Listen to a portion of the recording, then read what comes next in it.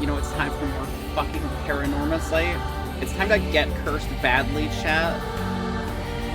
I really don't know how I'm gonna make it out of here uncursed, but like that's what I'm aiming for.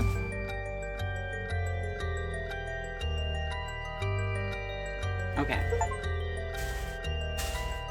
Oh, I got an achievement for fucking playing the game after not playing it for 3 days.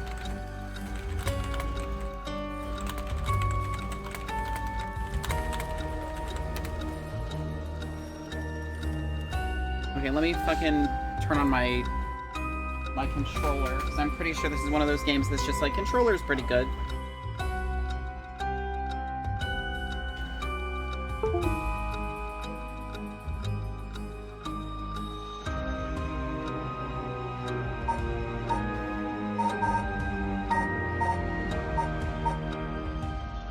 Hold on, I'm fully just watching Goldship lose a race. 100% just give me a second. Goldship, I followed a guy. I'm cursed. And the ponies? Yes, the ponies. I could wait for chat to gather while I watch the ponies. The fucking ponkies again. The fucking ponkies. Look, I just want to get Goldship to get a good ending in her fucking career mode. And I don't know how to help her do that. We're gonna lose the car. Please seek help. I swear Goldship will win a race one of these days. And when she does, the payout is gonna be crazy, alright? You just have to trust.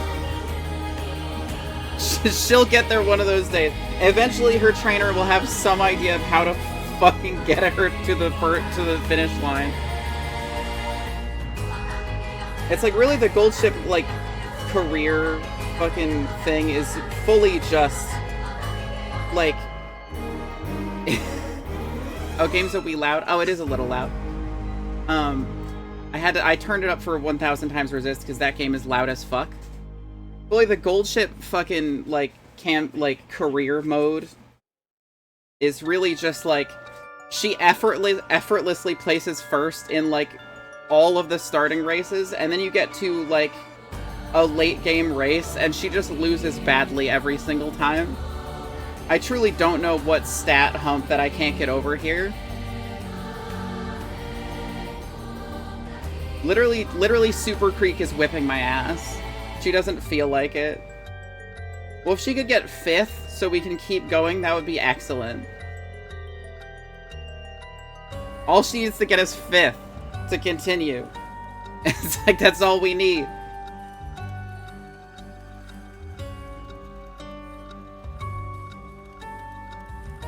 She got 5th. Okay, good. What the fuck? What do you mean try again? Okay, well, I guess she's getting glue factoried. I guess I didn't make her smart enough. She was too fucking stupid to use her shit effectively. It turns out if you even like your horse can be fast as fuck. Big ass ears on the chat. Literally a constant situation in this stream. Never not been the case. Apparently, even if you make your horse fast as fuck, if she's too stupid, she still can't win races. So that's good to know. Because let me tell you, she was fast as fuck. I made sure she was fast as fuck. Because the guide I was reading told me to make her fast as fuck.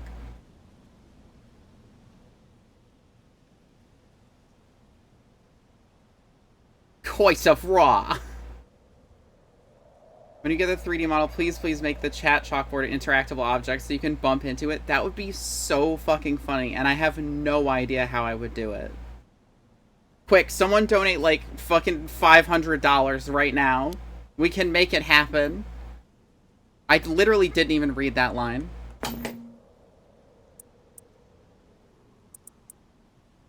Hey boss, forensics is all done. The crime scene is clean. The other officers have all gone home. It's just us now.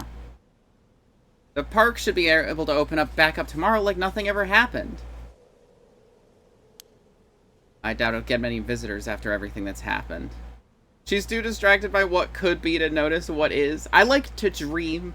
I like to have dreams. You'd be surprised. Lots of people love that kind of thing. Bet they'll be lining up to get in. Cult stuff is really popular right now. Did you not know that, boss? Sounds stupid. Well, it's not exactly rooted in science, but if ghosts really did exist, we could just ask them who the perp is. Somehow I doubt it'd be that simple. Oh, but you know, I've heard that high school girls are really into this spirit board thing these days. Supposedly you can call on spirits and talk to them using a board with letters on it. Wouldn't that be something? You can try it out yourself if you're so interested. Hey, that's not a bad idea. Let's give it a go sometime, boss. The Luigi board. The Waluigi board. What now? Stop messing around. You think we're gonna solve the case by moving a coin across a scrap of paper? Sounds like you know all about it. We gotta be open-minded. What if that's how police work is gonna be from now on? Don't make me laugh. Listen up, Aereo. You can't go blaming the death of your buddy on something like the occult. I don't care if it was ghosts or the occult or what. Whoever or whatever it was that did this, I'll get them. I promise you that. Well, you've got the right attitude, but we don't even know if this is a murder yet. Biases weaken our judgment. Get too fixated on one thing, and you stop seeing everything else. Aye, aye, boss. So, now that we finished it... Oh, wait, did I turn all the sounds off? I have... Okay, no, we're all good. So, now that we finished investigating the scene, let's review what we know. Now? It's getting late. I figured we'd head straight home from here. Come on, we gotta go over all the info we've gathered. And what better place to do that than here at the scene of the crime, where we can soak up the atmosphere. Soak up the atmosphere? The hell is there to soak up? You must be really into this occult stuff if you get off on being in a place like this. Wait, you mean being somewhere like this doesn't get your blood pumping? No way. No, don't turn this around on me. I'm not the weird one here. Cripes. Ugh, fine. Let's get this over with. Aye, aye, boss. I got a bad feeling about this case. My gut is rarely wrong. I knew this would be a treacherous case from the moment we were dragged into it. The former Yatsuda Gardens here in Yokohama in Ichome were originally built as part of the daimyo's estate back in the Edo period. The park became the city property a number of years ago and underwent extensive renovations. There's not a soul around at this time of night. Wyatt doesn't even begin to describe it.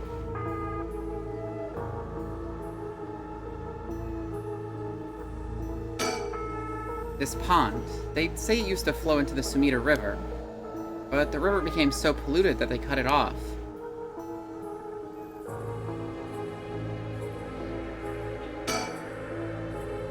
Jun Aereo, a detective in the Tokyo Metropolitan Police Department, 1st Investigative Division. His rank is sergeant. This is his first time leading a case. It's like he's graduated from rookie to newbie. He looks put together on the outside, but he acts like a kid most of the time. Honestly, the force could use more people like him. Okay.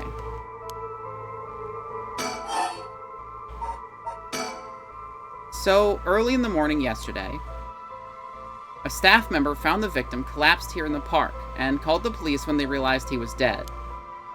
While there were no obvious external wounds, the fact that he was a police officer and the evidence of a struggle means it's likely that this was murder. The Sumida office sent it over to us since it involved the death of an officer, and we were tasked with the investigation. What we need to do is figure out what happened and whether there was foul play involved. I think that about sums it up. But, boss? Yeah?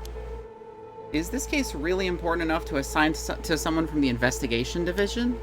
I mean, a friend of mine died, so it's important to me, but it's all up to the higher-ups. I'm sure they've got their reasons. Boss, you know something, don't you? It'll all become clear in time. Try not to worry about it too much. Thinking about it, The only thing we know for sure is the identity of the victim. That means there must have been something special about him, right?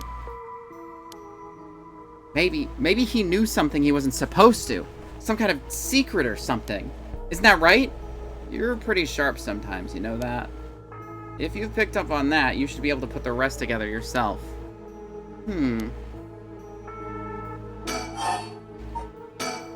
Well, it is our duty to get to the bottom of a suspicious death, especially one involving an officer. The victim is Hajime Yoshimi of the Juvenile Division of Sumida City Community Safety Bureau. 27 years old. Single. That is a fucking mouthful. He mostly dealt with cases involving juveniles and education. His rank was senior police officer. You knew him well, didn't you? What was he like? Yes, we were in the academy together. We still went out for drinks together every month or two. He could be a little rowdy, but he was like a big brother to us all. He was kind and cared about his friends. For better or worse, he wasn't the uptight type of cop. The man always showed empathy, and I heard he was popular with the locals for it. He treated each and every troubled kid he met with compassion.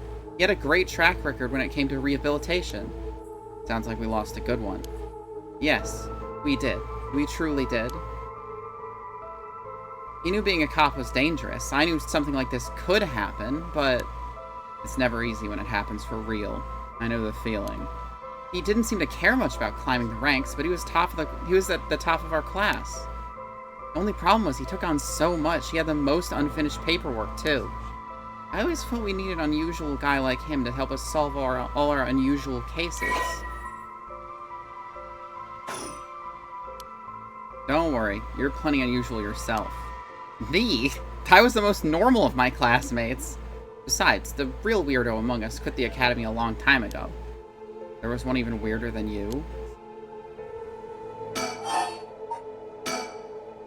Hajime was quite the bad boy in school, apparently. He ended up with the police a lot. He'd said the officer in charge was good to him, helped him get back on track. The reason he wanted to become a cop was to pay his kindness forward. Said it was the first time he ever took his studies seriously. That's a good story. Love that kind of thing. Makes me want to have a drink in his honor. Please don't make fun of my dead friend. Hey, I said in his honor. You should aspire to become the kind of cop people miss when they die in the field. You'd say that like it's a sure thing I'll die. Besides, if I end up biting it, I'm sure you'll be the one who misses me most, boss. Nah. Come on, don't be like that. You'll hurt morale. Well, guess how much I'll miss you. I guess how much I'll miss you depends on how this investigation goes. I can already see it. Aereo, no! Why'd you have to go and get yourself killed? I have no idea what's going on in that head of yours. Yeah, that'd be a sight to see. I can't wait! You can't wait for your own death? Get it together, kid. Tish, you really are something. Thank you? Okay, so he's a freak. Got it. What about the victim's family? The Yoshimi family is from Kitasenju in Adachi City, but Hajime's parents died a long time ago. He lived there all alone. No siblings or anything. I went to his house a few times for drinks. I was surprised. It's this huge, old-looking place. Like, you know, the kind of place that seems super haunted. And he lived there alone. It looked like the home of an old noble family. It was hard to imagine him being such a delinquent living in a house like that. There's the bias I was talking about. If he's from an old family, I'm sure things were complicated. That's a bias, too. He never talked about any of that, even when we were drunk, so I don't know much about it. Oh, one more thing. Yeah? Jime was engaged. He'd been seeing his fiancée ever since they were in school. Over 10 years. They just started talking about getting married. What was her name again? He showed me a picture once. She was a beautiful woman. That's so. How terrible for her. But she may know if there'd been anything going on with him lately. We should speak to her. Could I get iced coffee over here, please? Okay.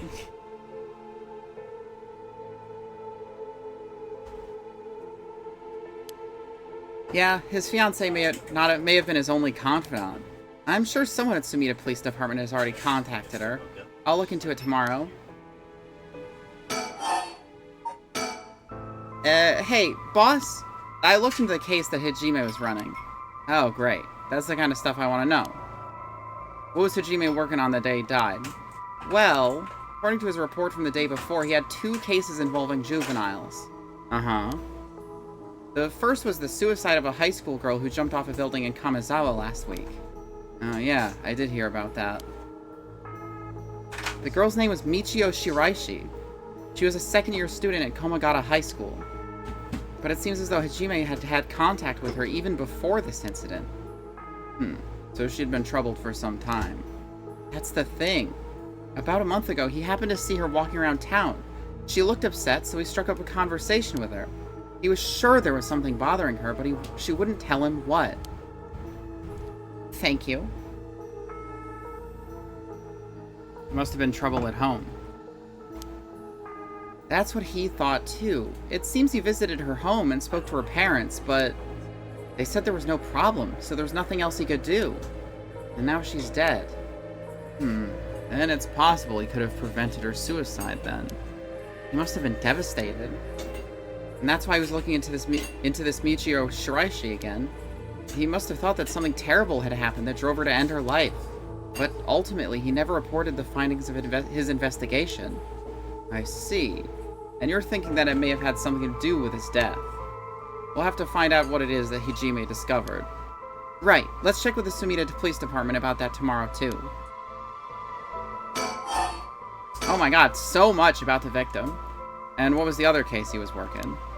This one is also related to a Komagata High student. A troublemaker named Hitomi Okuda.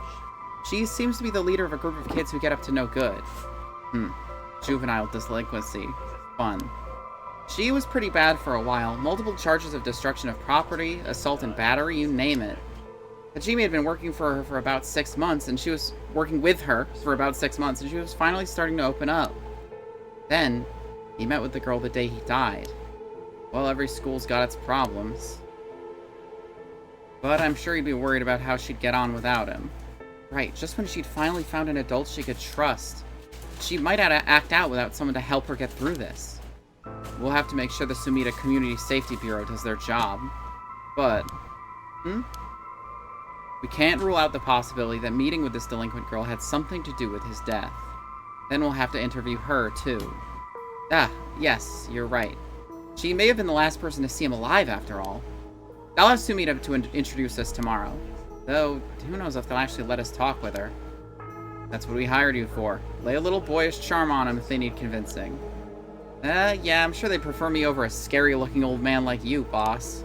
Watch it. I'm still your superior. You ought to act like you respect me, at least. Oh, I thought I was. You were? Shit, is that how your generation speaks? You really are a new breed. It's probably just me, actually. Well, don't think you can get away with that with other people. So, anyways, boss. Were you even listening?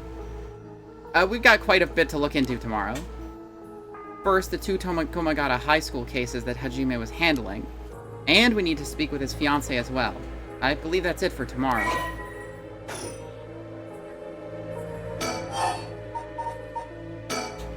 Let me guess. He drowned.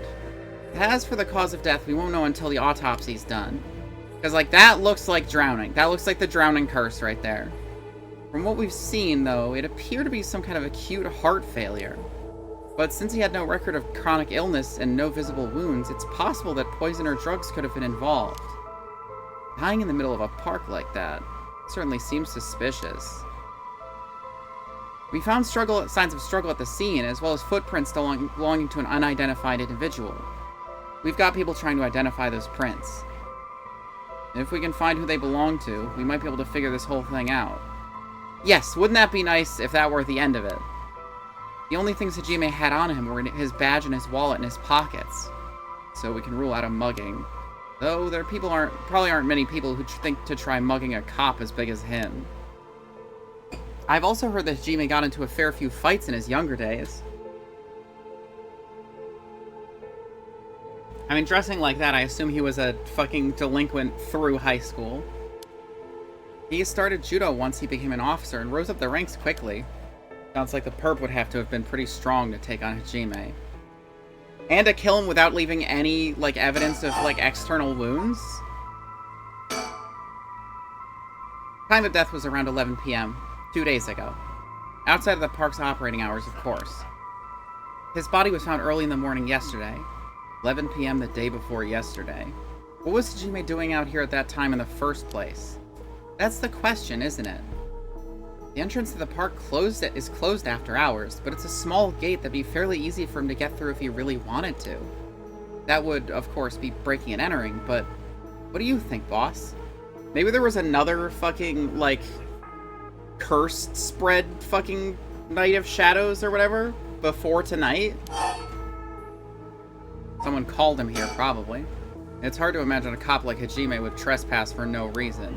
And since it seems like someone else was here with him, could they have called him here? Oh, that does seem likely. They must have been talking about something pretty sensitive to come here in the middle of the night. So Hajime met someone here to discuss something in secret. And then they got into a fight? No, that wouldn't match the cause of death. There were no wounds on the body that would indicate a spontaneous scuffle. The perp must have planned something. Then you think it was meditated? That would mean they called Hajime to the park with the intent to kill him? Well, there's still a possibility that it was just some kind of accident. Maybe the perp tried to threaten Hajime and things went south from there. We should be able to get a clearer picture once we know exactly what killed him. Right. But either way, I'm so glad you're back in the first division, boss. I've always admired your work. You were like a god to me. You were the whole reason I became a detective in the first place. Yeah, about that. People have been saying that ever since you first entered the academy, but... Yes, that's because it's true! I couldn't believe you got transferred out of the first just as I was assigned to it. So getting to work a case like this now, just the two of us, is a dream come true. Happy as I am to hear that, well, how should I put it? What is it? If that's true, I'm not sure you've been showing me the appropriate amount of respect. Huh? But I do respect you. Don't tell me you're going senile, boss. That's exactly what I'm talking about. When you run your mouth like that. It's getting late. You must be sleepy. Don't worry, boss. I'll make sure we get out of here soon. Yeah, I get it. I've been wowed by your shrewd detecting abilities all day today. Oh, really? Funny, I've been wowed by you too. On the topic of family, what's yours like, boss? The hell's wrong with you, prying into my personal life all of a sudden? It's just, I've never heard you talk about them or anything. Ooh, are you single? Shut it, that's none of your business. Well, ever since I joined the force, I've been thinking. The department really pressures young officers to get married. I wonder why that is. You don't say anything like that, though. I mean, I assume it's because, it's for public image. Like, you want your police officers to seem like normal, like, 100%, like, good, stereotypical people. And a wife would definitely do that. How should I know? I caved to the pressure myself and got married 20-some years ago. Huh? So then... God, you're relentless. She took our daughter and left 4 years ago. Thanks for reminding me.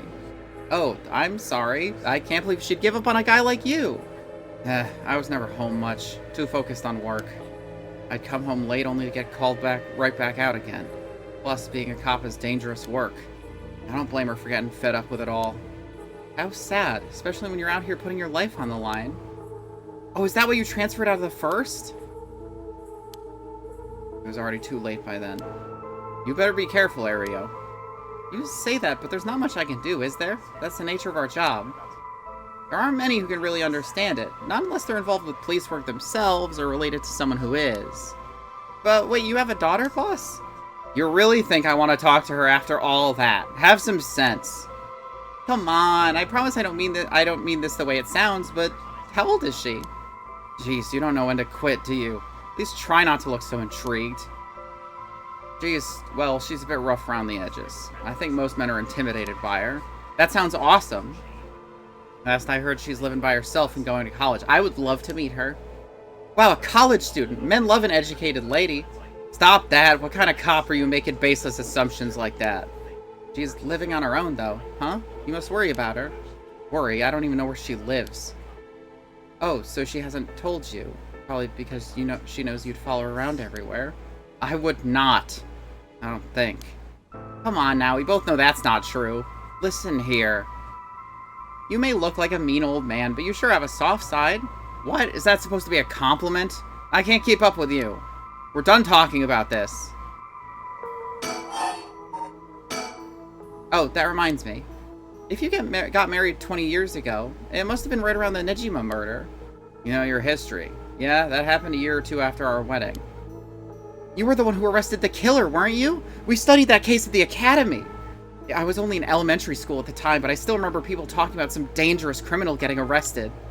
All that was just cracking the case, finding the guy. It's all just happenstance. I'd really rather not think about it. It was a disturbing case. Did it not make your skin crawl when you learned about it at the academy? It did. We were all terrified. Sounds about right. No one could believe such a mild-mannered man could have committed such a terrible murder. If we had overlooked one little thing, we may never have caught him at all. I think I remember hearing that there was only one charge brought against him in the end. That's right, we didn't have the evidence. I knew there was no way such a meticulously planned crime could have been there first, but we may have stuck Fumishika Nejima in a cell, but there was no victory. He always had the upper hand. And all the damage he did to everyone involved, especially the victim's classmates. It's already been 20 years, huh? God damn it. This is why I try not to think about it. I'm sorry.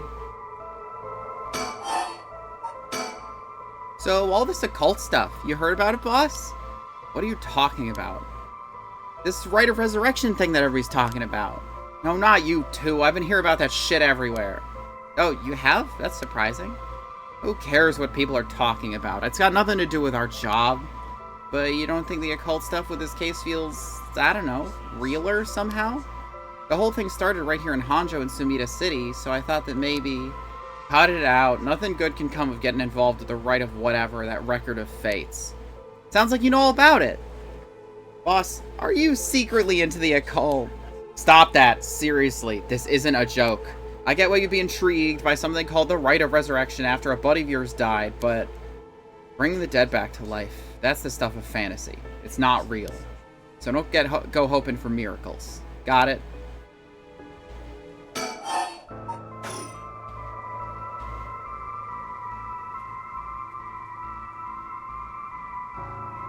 That's everything to talk about. I think I've looked at everything. Oh. This is where the victim was found. Well, it's clean now. Almost feels like nothing happened here at all. But once an incident like this has come to pass, there's no going back.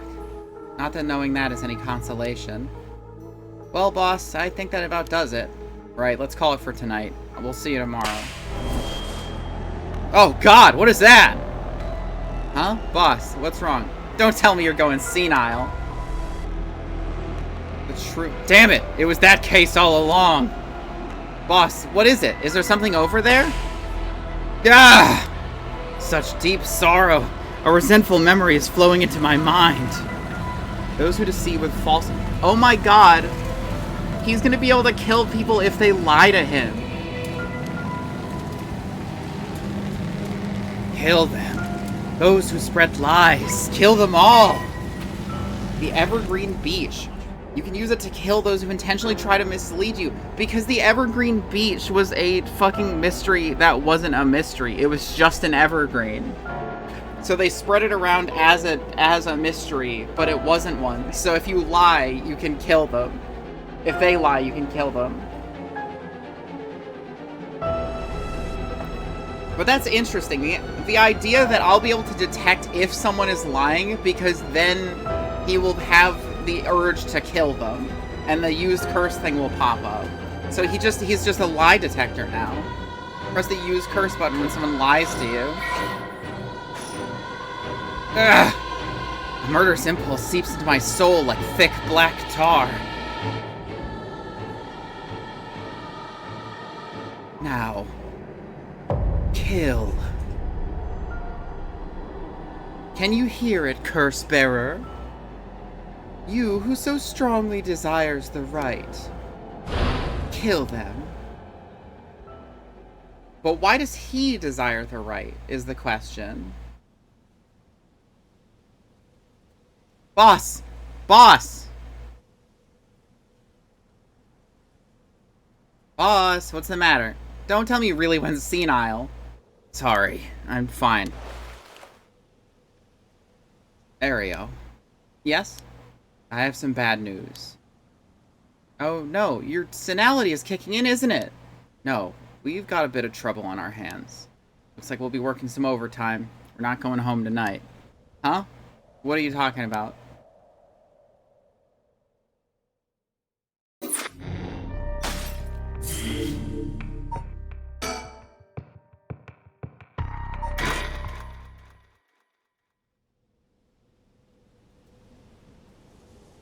I didn't realize that he would have the most interesting curse power from a gameplay perspective.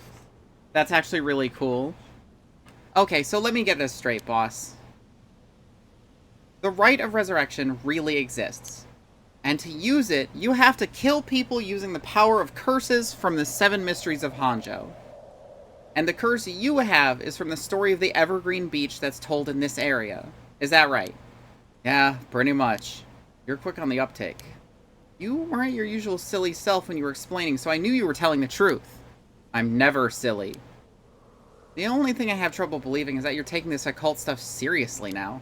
I mean, talk about paranormal. I thought you didn't believe in any of that. It's not that I don't believe in it. My familiarity with it is why I've tried not to get too close.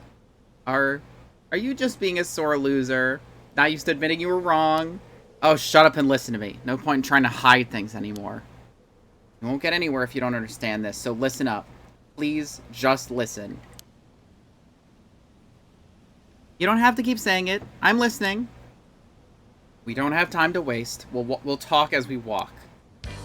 Hey, wait for me, boss!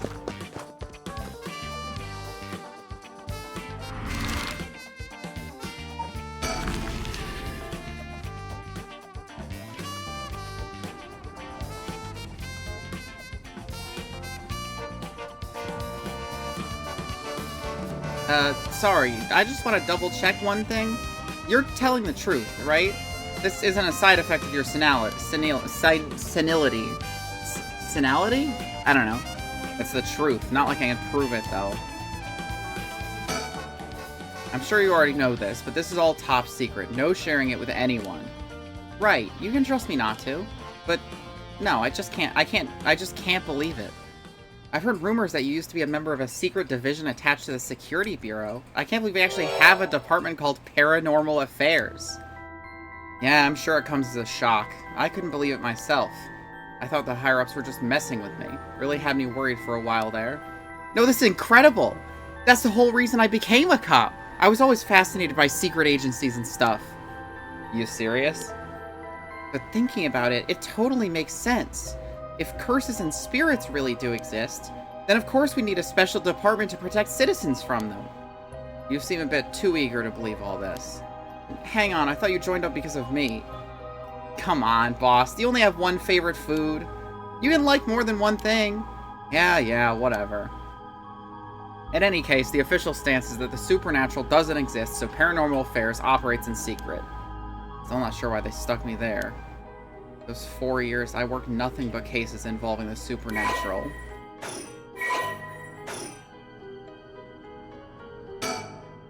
So, do you know, have it? Have what? Spirit sense, of course! Are you what they call spiritually gifted? Nope, I've never felt anything at all. Even if I did, I'd be a lightweight at best. 1 beer and I'm down for the count.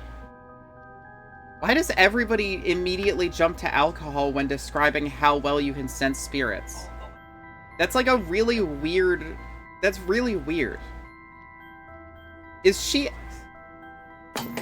his daughter? Can I scroll this? I don't know how to scroll this. Not Yako.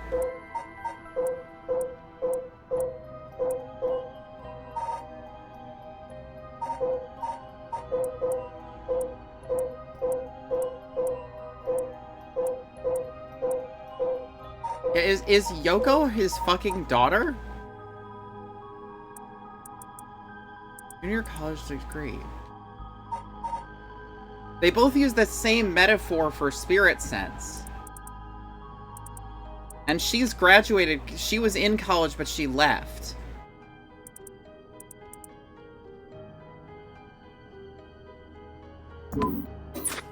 Then again, if he mentions Ogopogo, we'll know for sure. Is that how people in the field quantify someone's spirit sense? Like how much liquor they can handle? No, that's just me. Thought it'd help me get the point across. Oh. Huh. See? Okay, so... Unless he's lying right now, she might be his daughter.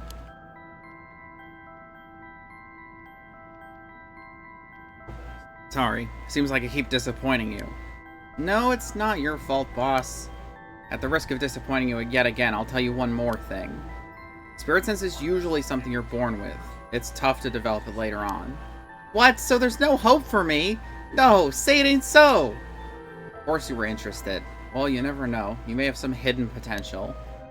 I know there's a high schooler who's got so much spirit sense she works on the front lines. I say work, but she wasn't paid because it's supposedly part of her training. Yeah, that'd be, where is she? Mio. Yikes, that seems like it'd be in violation of the Article 69 of Labor Standards Act. Wow, you really know the law. No comment. Even the occult field has workers' rights issues, huh? Feeling the existence of a secret department is against the rules, even to a fellow cop. This is an emergency. I need his help. I'll tell him. So, what do we do now? We got this rite of resurrection, and the curse echoes of the 7 mysteries of Hanjo. The curses being spread out around the city is a bit of an emergency. It's that bad? I'll put it this way. It's like handing out guns all over town. Jeez, that's real bad. Except the guns also, like, whisper in your ear and tell you to kill people. It is. So we need to find the source and put a stop to it before something terrible happens. Usually that'd be a job for paranormal affairs, but I talked to them on our way here. The main team is tied up till tomorrow night. They told me to deal with it myself. Said it'd be fine since I have some experience. What? That overtime you mentioned means... Yep, you're gonna help me, partner. Alright, let's do this! You seem a bit too eager to dive into all this. You really have no reservations working a case you know nothing about? You said this was an emergency. I didn't think we have a choice. I'm just trying to be logical about this, boss. You really are something. It might actually be nice having you around. Why, thank you. I like how pointing at your own head lets you think about stuff. Hey? Someone's watching us. Doesn't seem like they're gonna run. Let's just keep an eye on them for now. So, what exactly do we do? If these curses are connected to the 7 mysteries, then the people who have the others should be all here in town. Right. So if there's 7 of them, that means there are 6 more out there. And we have to stop them all before they kill anyone with their curses. If we can, we should find and collect all the curse stones. But, boss, from what you said earlier, killing a curse bearer gets you closer to completing the rite of resurrection. Won't your life be in danger if they find out you're a curse bearer? Pretty much. We can't let that happen. Should you even be out here right now? Hiding would only be a waste of time. The mystery of the one-sided reed is associated with Ryogoku Bridge. I was hoping we'd be quick enough to run into the one-sided reed's curse bearer. No such luck, it seems. What about that guy over there? Well, if nothing else, maybe word will spread that the cops are on the lookout and people will behave. That's putting a lot of trust in whoever these other people are.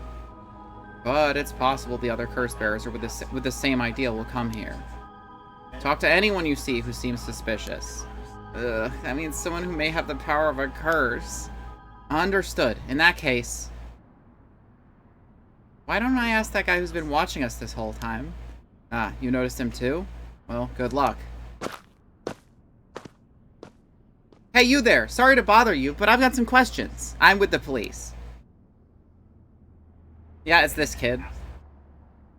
All we need to do is not hear his curse thing if he tries to use it.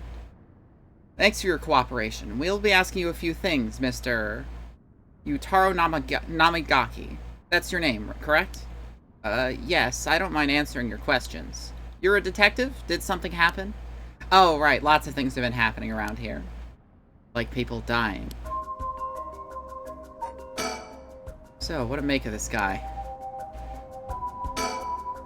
Man identifies himself as Yutaro Namigaki, a 21-year-old college student. He was watching us so calmly. You need to be careful with this guy. So what is it you were doing here? Must be the incident in the former Yatsuda Gardens. The dead policeman?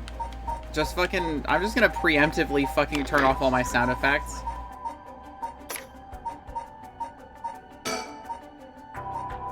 Or maybe it's voice volume? I'm gonna do voice volume. Because it, like, talks to you, I think. I can't imagine a detective would come all the way out here otherwise. Say, Mr. Detective, have you ever heard of the Evergreen Beach?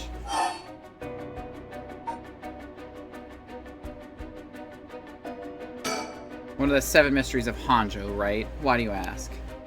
I was just looking for it. Actually, I was wondering if either of you knew anything about it. If it's the Evergreen Beach you're after, you'd be better off looking around former Yasuda Gardens than here. Oh, you know a lot about this. But that's what I thought. Detectives, you have the curse stone of the Evergreen Beach, don't you? How did you know? Haruyo, you idiot. Well, that was much easier than expected. Oh, crap, sorry. It was simple inference. I figured you would have taken the curse if you were just in the gardens. If you know that, then you must be a curse bearer yourself. I have no intentions of hiding anything. I plan to tell you from the start. Look. This is my curse stone. I believe it's called the Foot Washing Mansion. That's right. Are you sure about this? I'm not so rash that I'd kill someone as soon as I found out they were a curse bearer. Not without talking to them first. You're the same, aren't you, detectives? You wouldn't use a curse on a normal person. Let us speak as equals, shall we? So he just lied about planning to, just killing someone as soon as he found out they were a curse bearer. Boss? Sure, we'd rather resolve this amicably, too. Amicably. He really is a curse bearer. He may only be talking with us to try and activate his curse. I'll have to be wary of anything he asks me to do. I could tackle him and pin him to the ground, but that might have something to do with his curse. Any slip of the tongue could get us killed. I have to try and discern what activates his curse. So what do I do? Well, first you talk to him, you try to get him to lie, and you use your lie detector thing. But before we talk, there's something I should tell you. This is my curse stone, the Evergreen Beach, just like you thought. What? Boss, why would you tell him? As for how the curse works. Boss, are you having another senior moment? If you tell him that, it hangs to death anyone who would try to mislead me. But if you try to lie to me, the curse stone will let me know. See, there we go. I don't have to use it to tell. Understand? Whoa, really? That's super useful. I see. Understood. That's a pretty useful power for a detective. Now then, let's talk. Damn, seems I've lost the upper hand. No point for petty tricks then. I'll be honest with you. Okay, dude, stop lying. So far, so good. Why did you say so far, so good? Did you not know that he was lying?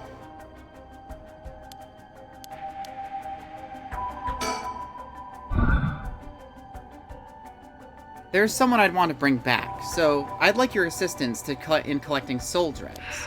Can't help you. Please, all you have to do is tell me who the other curse bearers are. Sorry, but as a police officer, I can't just look the other way and let you go. Please, if you help me, I'll let you two go as well. This guy's lying like a motherfucker. Is that a threat? No. Fucking Jesus Christ. It's your final warning. My curse, the Foot Washing Mansion.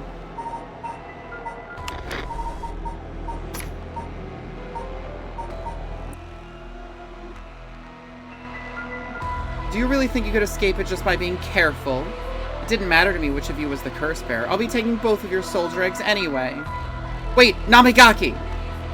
The Foot Washing Mansion is a powerful curse. It's so simple to activate. It's ready whenever I need it. There's no escape from the voice of my feet. Ario, get out of here. Hurry. I'll find you later. What? Okay. Too late. Hear the voice of my curse echo. The voice of his curse echo. What? Why isn't my curse echo working? Impossible. This has never happened. What's happening? I don't hear anything. There you now. Grab him. Right. Namagaki, get down. God damn it. Boss, here is curse stone. Good work. Give it to me. Anyway, fucking dumbass. Maybe it is the voice. Like, maybe I didn't have to turn off the sound effects volume. But, you know, just being safe. Damn it, why? What do you think, boss? Should we lock him up? I haven't even touched you. You can't consider that assault of a police officer. Let him go. All we need is the stone. How could this happen? My rite of resurrection! Give it up. The rite was too good to be true from the start. I don't know what happened to you, but you'd be better off mourning whoever you lost the right way. Now get out of here. Damn it. He really was just like, I'm gonna kill both of these guys, and then like, you can't kill us. And he's like, fuck! I guess I'll just leave. Whew, that was a close one, huh, boss? We'd probably be dead if he had activated his curse. Yeah, I'm not sure what, but something stopped his curse from... Boss, you okay? Does having another curse stone hurt? Yeah, the curse from this one is flowing into me too. Oh no. I saw what activates the curse of the foot washing mansion, and the resentful memories bound to it. I see. I always thought this was one of the stranger of the 7 mysteries. Now I know why. This sure is something. What did you see? Let's save that for later. All you need to know is, for now, that it's a particularly powerful curse. We're lucky we took it from him quickly. Whew.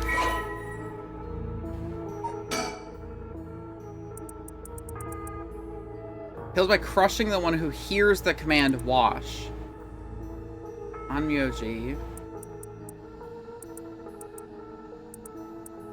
Her legs wouldn't move. Her foot was ulcerated and rotten.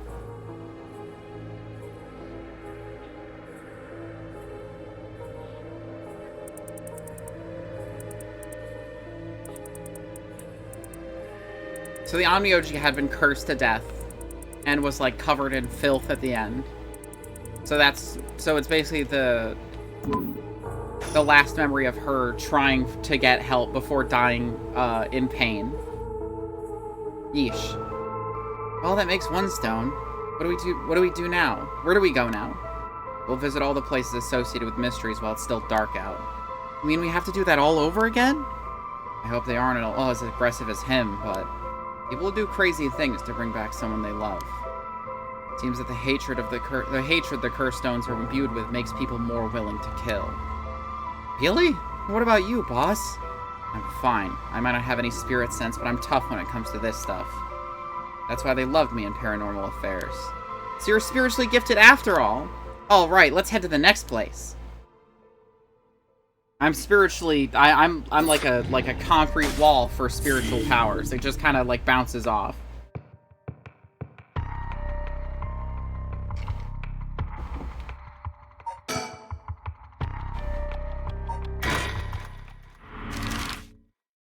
Midoricho Park.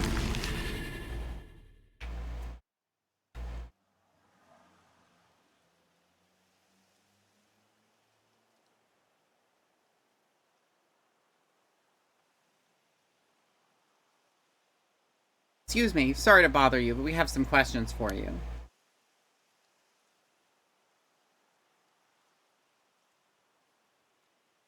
What? Are you with the police? I haven't done anything. Don't worry, this isn't an interrogation or anything. We just want to talk. You're Hideki Araishi, right? The historian? We know who you are, so this won't take long. But since we saw you here, we'd just like to ask you a couple questions. Well, let's get it over with. I'm a busy man. Hideki Araishi. He says he's a local historian. But supposedly he knows more about the Rite of Resurrection than anybody. The fact he's here at this time of night, it's plenty possible that he's a curse bearer. From appearances, it's hard to imagine this small, bookish, well-spoken man being very dangerous. But in this day and age, you never know. I should be careful. Now, Mr. Araishi, what were you doing here at this time of night? Doing research, of course. Day or night, information never sleeps. That's an admirable philosophy. You know, your research has been quite the talk around town. What was it they were saying? You discovered something about some book? Ah, right, you found some kind of ritual in the Record of Fates. But don't tell me you want to know how to carry out the Rite of Resurrection, too. To be perfectly honest, I'm tired of people asking me about it all the time.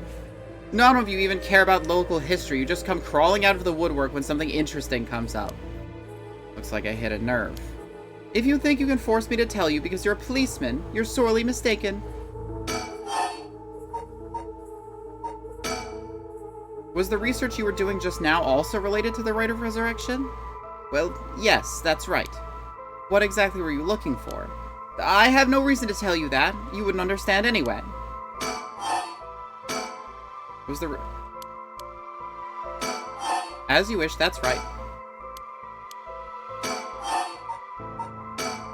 Are you doing all this research so you can use the Rite of Resurrection yourself?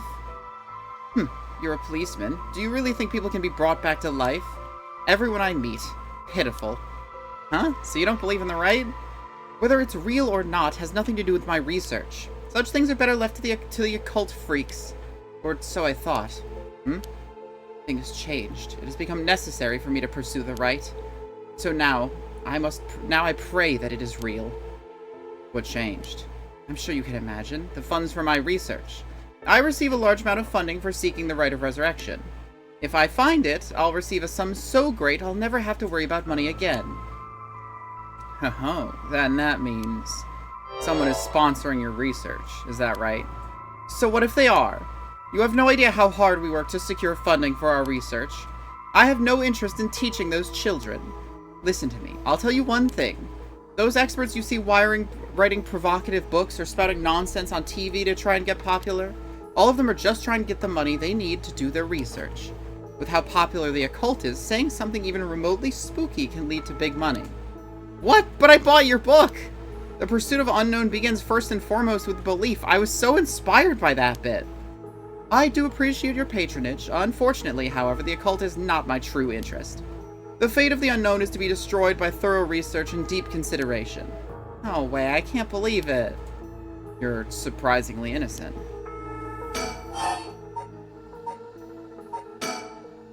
Then what kind of research do you want to be doing? I was sure it wouldn't interest you, but to put it simply, the focus of my research is how historical accounts transform into folklore over the years as they are passed down from generation to generation. What does that mean? Due to human bias, the account of any event is inevitably changed by the person communicating it. This is not necessarily done with ill intentions.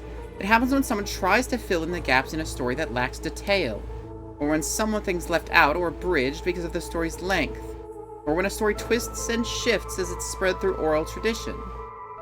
Even when two stories are told about the same event, differences in culture or environment affect how it's told, changing its content.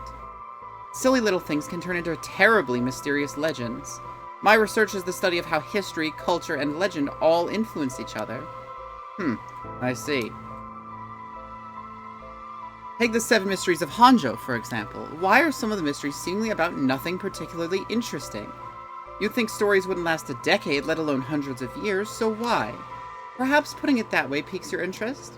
I admit, I am curious. So that's what you've been researching all this time. Makes sense. As I said, it doesn't matter to me whether the Rite exists or not. If the people in Edo period believe that what was written in the Record of Fates was real, that's all I'm interested in. This Record of Fates. Where'd you get your hands on it? The storehouse of an old private residence in the city, just as the public was told. Now, I'm unable to be more precise due to an agreement with my informant. Like, making sure that there's nobody spooky around here.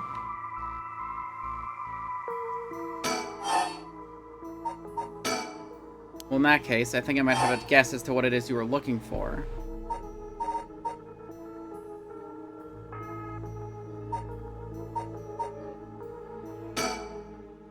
What? Damn it, if you know about that, then... Calm down, no need to get so defensive. We both want information, right? Why don't we have a nice, friendly chat? A curse stone! You're a curse bearer! A leaf! It is the evergreen beech, then! Yep, will you show me yours? This is mine, the ever-burning lantern. So this was the guy I killed who tried to turn the lights off. Okay.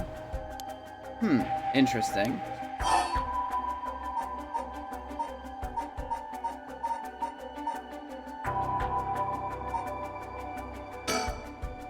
I won't mince words. I'd like to confiscate your curse stone. Excuse me, you may be a policeman, but you have no right to do that. The police are aware of how dangerous the stones are. I could arrest you under Article 1, Section 2 of Minor Offenses Act. Or, you hand it over and all you lose is your secret ability. Think of what would happen to all your research if you were arrested. I call your bluff. The stones could never be used as evidence. If you want it, you'll have to take it by force. I find it hard to imagine that an officer of the law would use a curse on a citizen. You can't touch me, which means I have no reason to continue this conversation. Sorry, I'll be taking my leave here. Hey, stop! He's so fast. Sorry, boss, he got away. That guy's fast as fuck. What? I guess I have to tell him what my curse stone does to freak him out.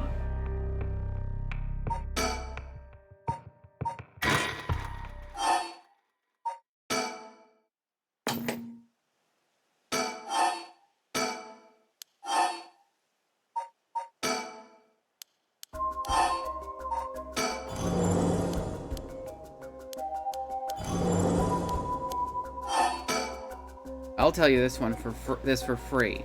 The evergreen beech comes from a man who was hanged for spreading false rumors. But the accusations against him were unfounded, and he died cursing those who deceived him. Ah, so that is the resentful memory held within the evergreen beech. The memories of the 7 mysteries are truly fascinating. If only I could collect them all. Do whatever you want, but you should know something. The stone of mine lets me curse anyone who tries to mislead me. What? But... So don't try to lie to me. I'll know. You would curse a citizen, and you call yourself an officer of the law. That all depends on you. I don't want to use it if I don't have to. What is it you want? The curse stones are dangerous. I'd like to confiscate yours. Excuse me, but my right! First, let me ask you one thing. You haven't used the curse, have you? No, of course I haven't. I swear. I see. Good. Now, why don't you hand over that stone? Unless you'd rather try using it on me instead. Damn you! I won't give it to you! If I were to say that, what would happen? Would it be a crime? The police are aware of how dangerous the stones are. I could arrest you under yada yada.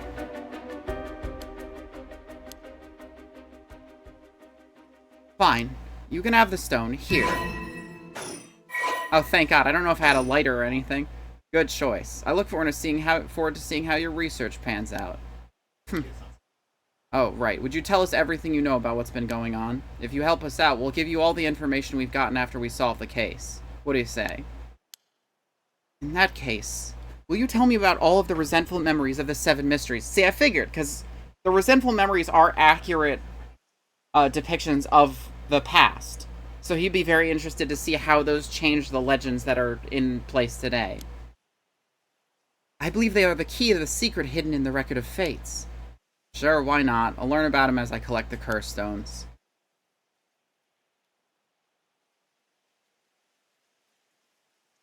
But thanks to you, we learned a lot from him.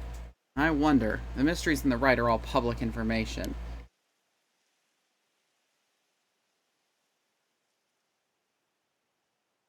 He kept everything he knows about the other curse bearers and the source of the curse here hidden. I was hoping he'd at least give us a clue about how to beat these curses. Oh, I see. Then we should be more aggressive next time and really make him spit it out. And by we, I mean you. I'm guessing he wants to save this curse. He wouldn't have told us anything no matter what we asked.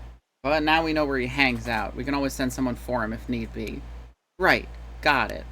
I was surprised to hear that there are actually 9 of the 7 mysteries, though. Yeah, that's 2 extra curse bearers we have to find. We've confiscated 2, so there's 6 more. They could be anywhere in this town. We have to find them fast or they may start using the curses.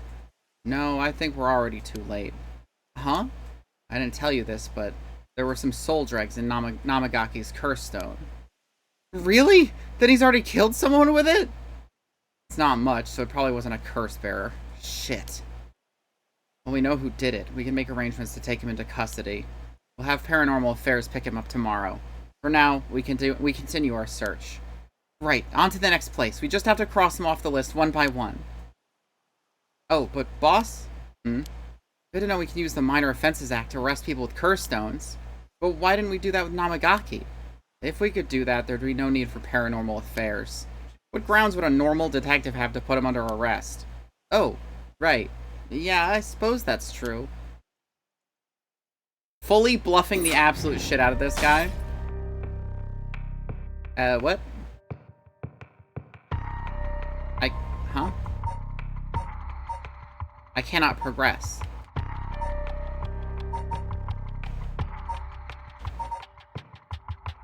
So we know that Namagaki is, not to be trusted.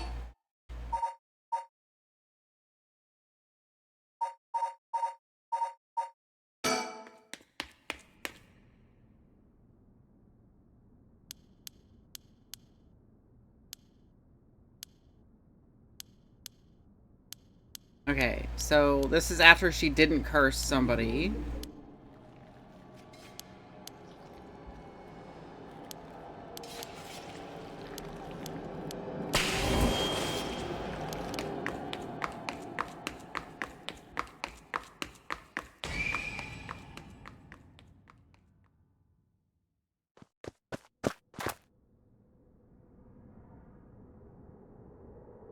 I don't know if the janitor is also, like, somebody I should be watching out for.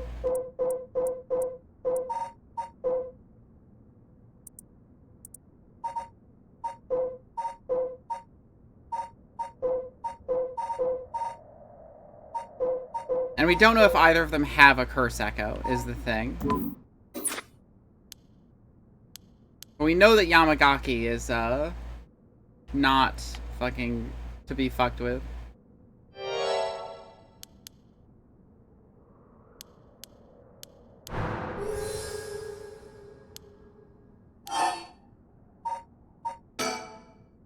I'm not acting out. What about you? Should you be smoking on school grounds? Well, it ain't lit, so it's alright. It's, you know, an accessory. Hey, don't go changing the subject. There's no letting a guard down with you. So why are you here so late? Well, truth is I forgot something in my classroom. Again? You sure are a piece of work. But you don't have nothing with you. Oh. Wait, you do. What's that in your hand? Huh? Well, this is what I forgot. I, got it from my grandpa. It's really important to me. Girls these days sure have weird tastes. Okay, better head straight home if you're done. I won't tell on you. No, wait. I can't let you walk home alone this late. Alright, wait just a little. I'll hurry and lock things up. But...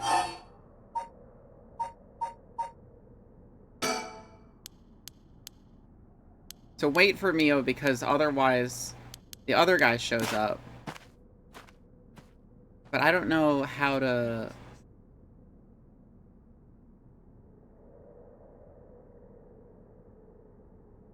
Or maybe I leave like Mio told me to, and then I run into the guy, and I know that he's a fucker, so I'd get out of there.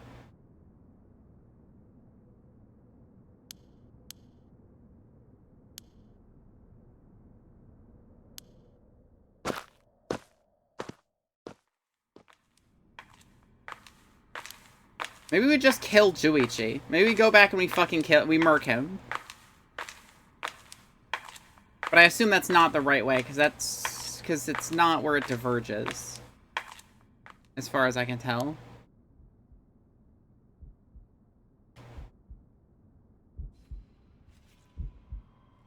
Yeah, no, that's Mio dead.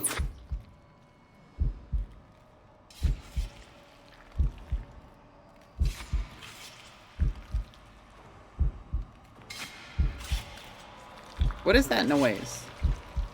Like, what is the... What fucking curse is this, even? Oh, this is the, This is the curse of the half reed, or whatever. The one-sided reed.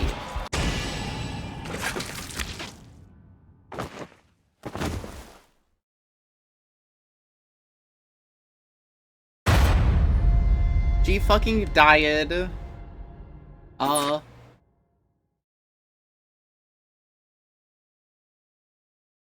My case. Yeah, less than favorable. Someone who must not be trusted. Withhold information from that person. Okay, so we want to withhold the information about Mio, basically.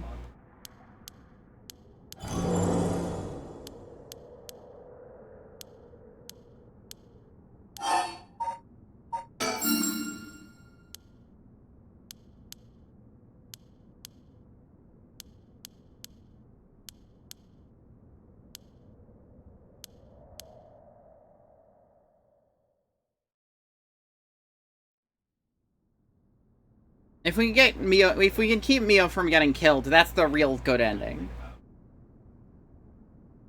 She doesn't deserve this shit. She's a working professional. Granted, she's amateur because she's not getting paid, but you know, it's the same diff. Mio's late. I'm waiting for 20 or 30 minutes, but there's no sign of her. Huh? There's someone coming down the road. That's... Oh, a teacher. It's Mr. Araishi. He looks on edge. I wonder what he's doing. He's the one who discovered the Rite of Resurrection. It wouldn't be strange for him to be involved with curses. I wonder if he has a curse stone. What do I do? It's way past 10 minutes Mio said she'd be here by. I managed to escape. I can't let that go to waste. I need to get out of here before anyone sees me. There we go.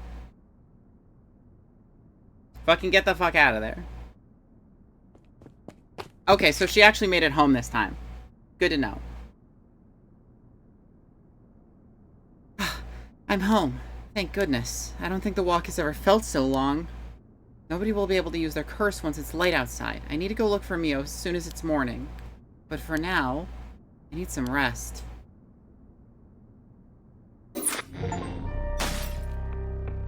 Okay. So that's just the end of her first her whole story in this first chapter, I guess.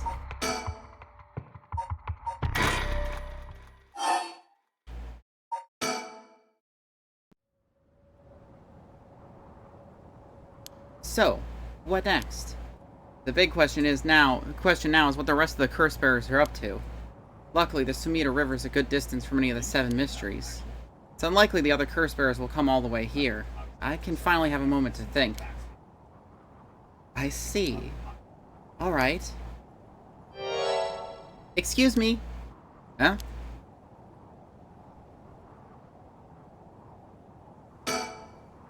Where did she come from? It's like she appeared out of nowhere. I didn't mean to startle you. I'm terribly sorry if I've got the wrong people, but would you happen to be curse bearers? Curse bearers? What's that then? It means someone who's gathering souls for the Rite of Resurrection. You have heard of the Rite of Resurrection, haven't you? Everybody's talking about it. Color me intrigued. Care to tell me more, Miss... What was her name again? Oh, silly me. I'm Ayame Tono.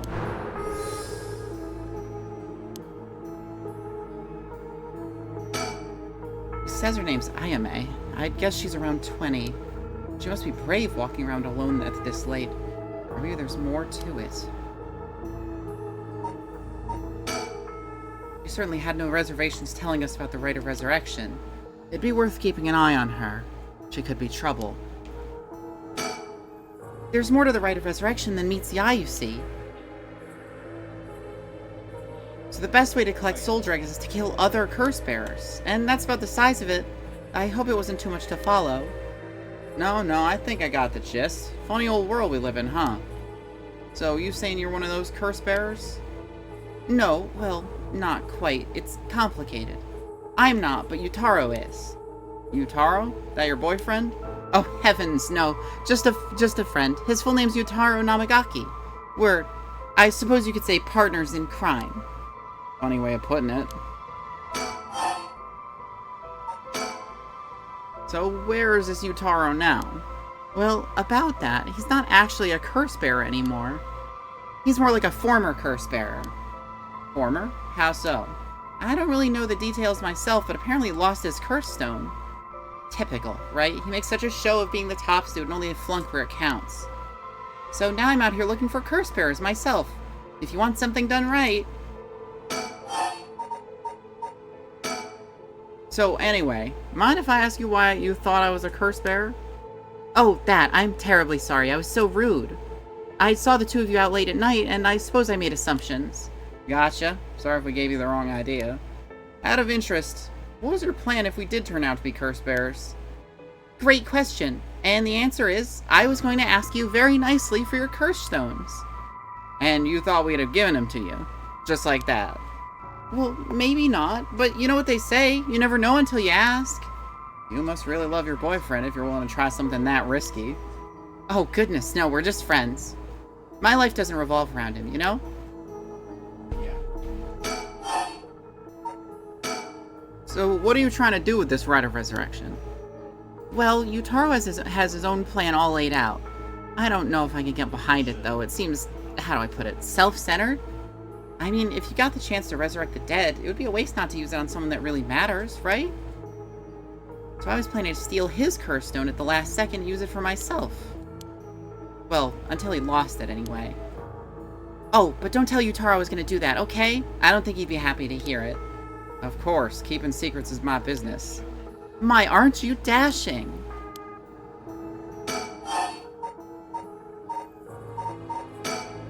Sounds like you have your heart set on this right. What were you hoping to use it on? Do you promise you won't laugh? Cross my heart. Well then let me tell you my master plan. Prepare to be amazed. I'm an art student, you see. Woodblock prints are my specialty, ukiyo-e in particular. Ukiyo-e, huh? You must be a cultured lady. Really? Do you think so? Everybody says it's a strange interest for a girl to have. You know, people often think of ukiyo-e as some inaccessible high-class art form. But that's actually totally untrue. Back in the Edo period, it was art for masses, amusement for common people. So when you think about it, we feel exactly the same thrills from every brushstroke as they did. Back then. Isn't that fascinating? Huh. Yeah, I guess. And as far as I'm concerned, the undisputed king of ukiyo-e is the one and only Hokusai. Have you heard of him? Sure I have. He's famous. Didn't he live somewhere around here, back in the Edo period? This bitch knows about Shunga. Let's go. That's right! You're just as knowledgeable as you look! His 36 views of Mount Fuji are so iconic, they're the only works that most people know. But Hokusai was so much more than the mountains and waves. That's only the teeny tiny tip of a veritable iceberg of work. I gotta admit, I've only really known him from those landscapes myself. Oh, don't worry about it. Anyone can learn. When Hokusai died at the age of 90, he left behind over 30,000 drawings. That's multiple drawings a day for 80 years. Amazing, right? So he kept on drawing right up into his old age, huh? Impressive. But even in his final years, he was never satisfied with his own work. His dying words were, "Should heaven afford me but 5 more years, I shall finally become a true artist." Even on his deathbed, he still thought he had more to learn. He was already the greatest painter and artist of his era. Who knows what he could have done with more time? Well, that's what I want to find out. Hold on, are you saying... Besides, he always said he wanted to move out of his 100 houses, but he only made it to 93. Isn't that just tragic? Oh no. Nuh-uh. No way this is going where I think it's going. Imagine the masterpieces he could create with modern techniques. I feel all dizzy just thinking about it. You gotta be kidding me. So if I understand correctly, you want to use the Rite of Resurrection to... That's right! I want to bring Hokusai back to life! Well, that's certainly a novel idea. That's what she'd used it on? What a waste.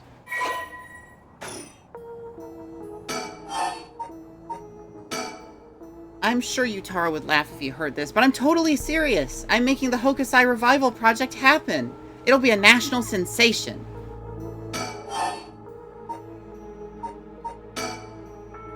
Anyway, you aren't curse bearers, so I'm just bothering you, aren't I? Please ignore me. He lost it. How'd he do that? It wasn't with him at the time, so I don't know exactly what happened. All I know is that he came back saying he didn't have it anymore. Although, well, it's strange that you'd probe into that of all things. I'm just a curious sort, that's all. Sorry if it's a touchy subject. Oh, I don't mind. I don't particularly care about keeping it a secret. Oh gosh, is that the time? I should be going. I need to get my hands on a curse bearer before daybreak. Sorry for flagging you down out of the blue like that. Best of luck.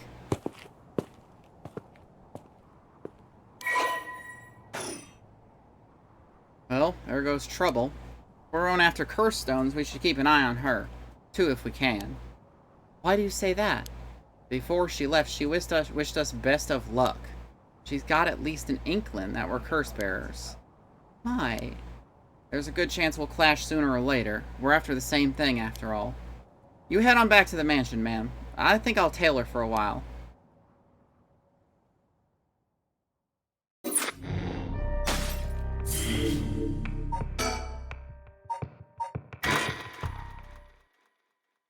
Haru Shigima, 3 a.m. Shigima Mansion.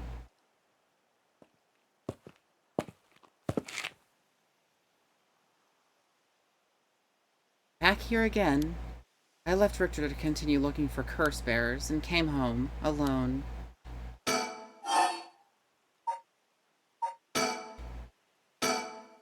I can hear the wind rustling in the trees.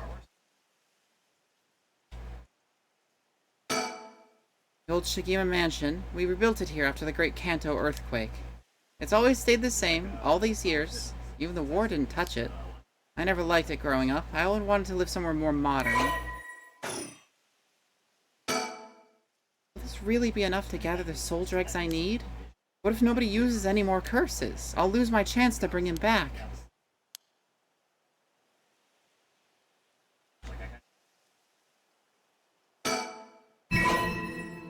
Mockingbird number 5.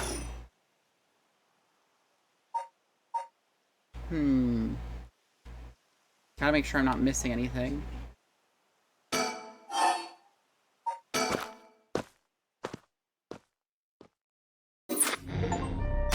There we go.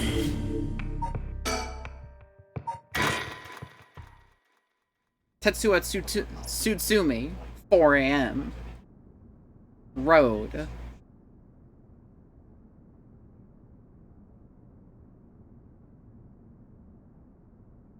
Well, with this, we'll have visited every place connected to the 7 mysteries. This is the last spot, huh? And we've got nothing to show for it. Even though every last location looked suspect from top to bottom. Maybe we came at the wrong time. There may not be have any curse bearers around. Sounds like we need to do another round before morning comes then. Or maybe someone's been observing our movements. What? No way! It's just a thought. Either way, we should check out this last place. Let's hope we finally get a lead. Oh, Kinshibori Park. Yeah, there he is.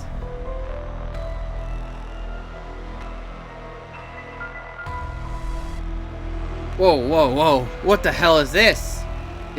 Is he dead? Damn it, we're too late. Was this a curse too? Hang on, I'm gonna call this in.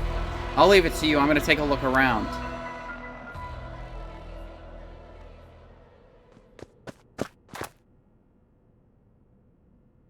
Boss, bad news. What is it? Another mysterious death was reported in the area just now. The medical unit and forensics team are on their way, but it'll be a while before they arrive. Ah, that's bad news. So they got someone else. You think this is the worst work of a curse bearer? With suspicious deaths popping up one after the other, we have to assume it is. Shit, guess we'll be stuck waiting around for a while.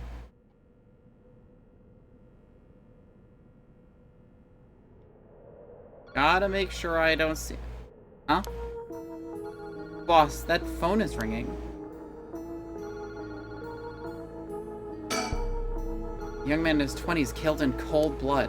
He's definitely dead, but I can't quite discern the cause from what I've seen. There are no obvious external wounds, but what is that leaking from his mouth? Water? The thing is, if someone has this curse, and they're calling in the telephone booth, they could be somewhere else around here, and fully just using the telephone to get us to leave, basically, so they can curse us. I checked the surroundings earlier. There were no signs of a curse bearer or any curse echoes around. The ringing of the phone is the only sound cutting through the quiet park.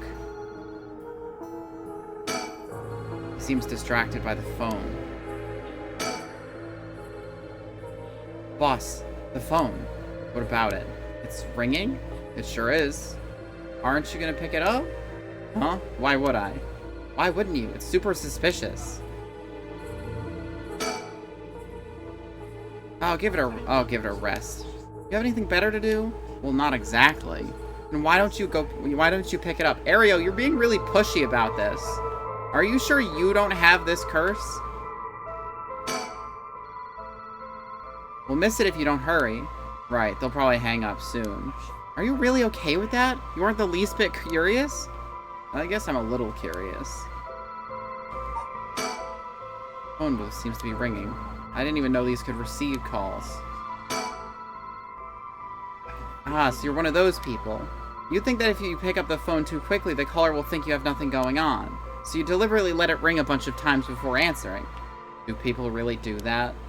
There are definitely some who want to give off the impression of being busier than they really are. Well, detectives don't have time for that kind of foolishness. Then go pick it up. Why don't you pick it up, Ario? Fuck. Fine. You leave me no choice. I'll answer it. Hold on, Ario. We don't know what could happen. I'll do it. Sure, it's all yours. You little... You know, it might just keep ringing until you pick up. True, it might even be ringing because someone knows we're here. It's entirely possible, in which case... Come on, anytime now. Oh, okay. That was the last one.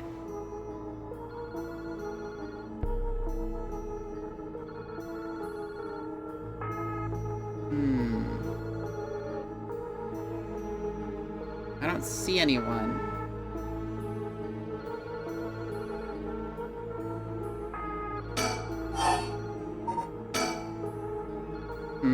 What's this? There's something stuck to the side of the phone.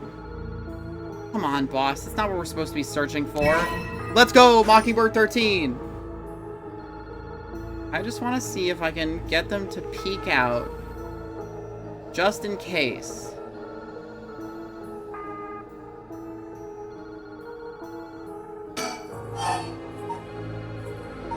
Waits a little longer. Okay, fine. Well, we better go check it out. You're right, but be careful. It could be a curse. Hey, I said we. You expecting me to go alone? You're the one who's tough against this stuff. Don't worry, boss. You can do it. Go on now. Damn it.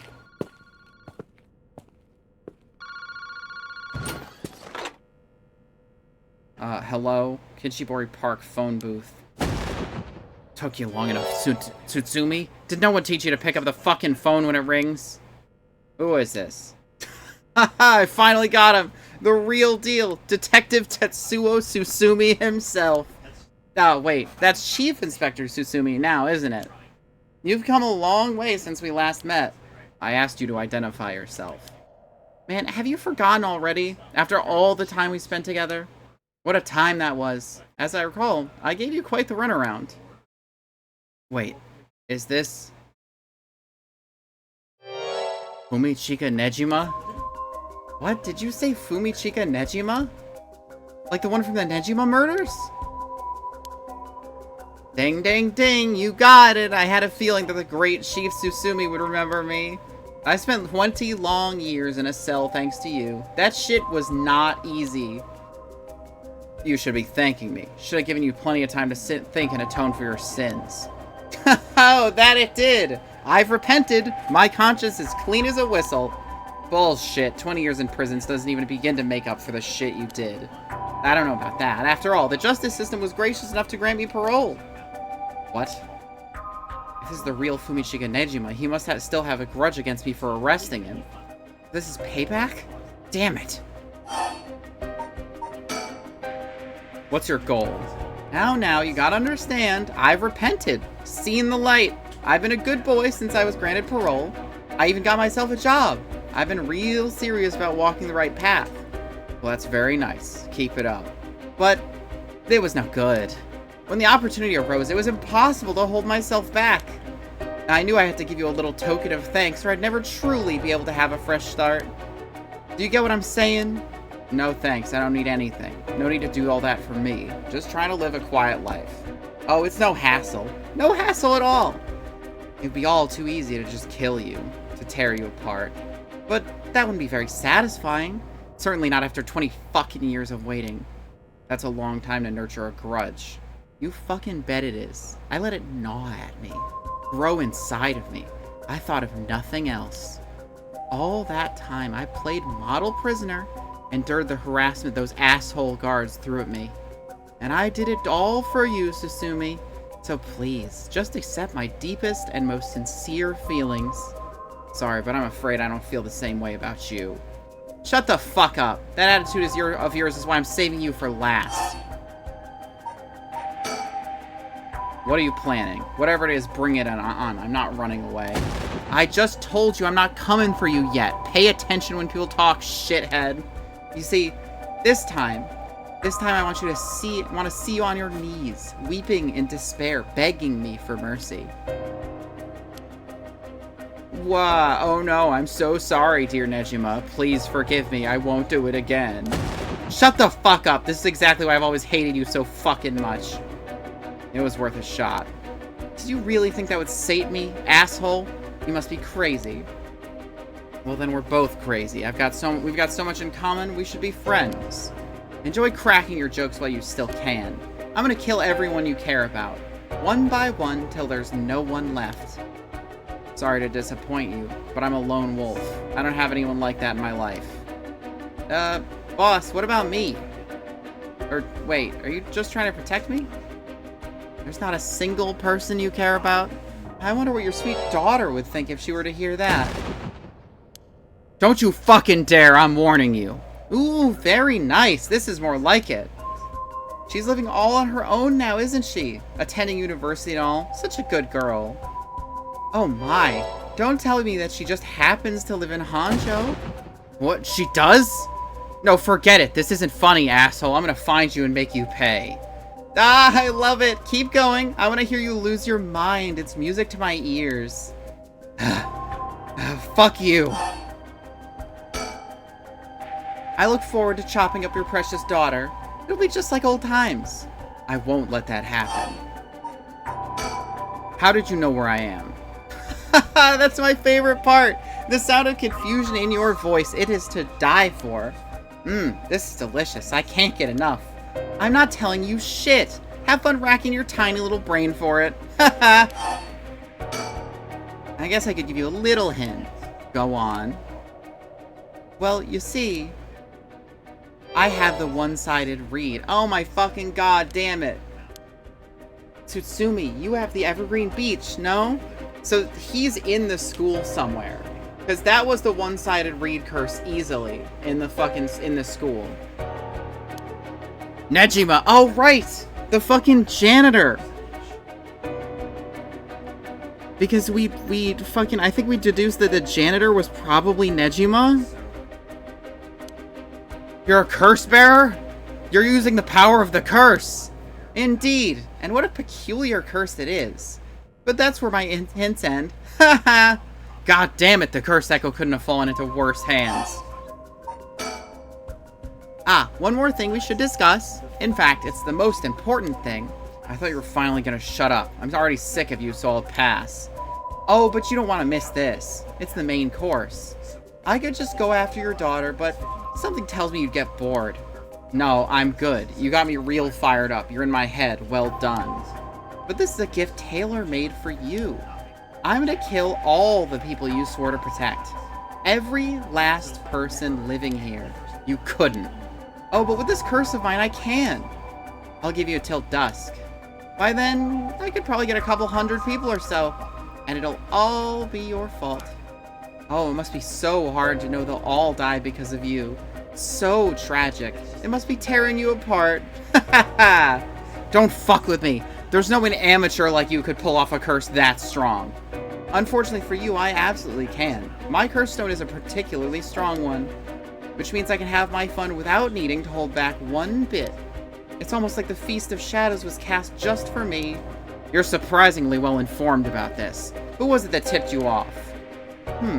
Who knows? Then how about I kill you myself first and ruin all your fun? What about that, asshole? Idiot. You think I'd call it off just because you were dead? There's no running away for you. Ugh.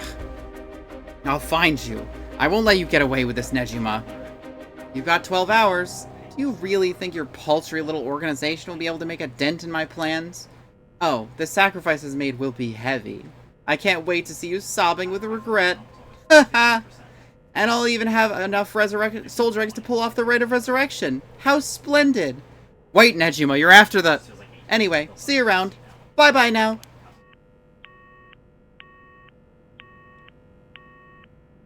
Oh, hell. Frick. Boss. Ario, you catch all that? Nejima, what's he planning? Who knows? For now, we need to find him and get him into custody. Send word to HQ. But the fact that the 7 mysteries are wrapped up in this is going to make things tricky. You mean with Nejima being a curse bearer? Just our luck, really. Couldn't have been a worse guy. Sounds like his curse will be able to kill a lot of people at once. I'd like to avoid getting our investigators caught in the crossfire. We'll use them to find out where he is, but then we're going in alone. We should try to collect as many curse stones as we can before then. Let's hurry. Aye aye, boss! Later, it was reported that a total of 3 suspicious deaths were discovered that night. Nejima's threats, along with her curses, were kept secret from the general public. However, the Hanzhou serial killing still made international headlines following the death of police officer Hajime Yoshimi. At Susumi's request, a large-scale investigation was launched into Fumichika Nejima's whereabouts. Tsutsumi and Ario themselves spent the rest of the night looking for curse-bearers in the area, but their search ended in vain. And with that, the curtain closed on that cursed night. 12 hours to sunset.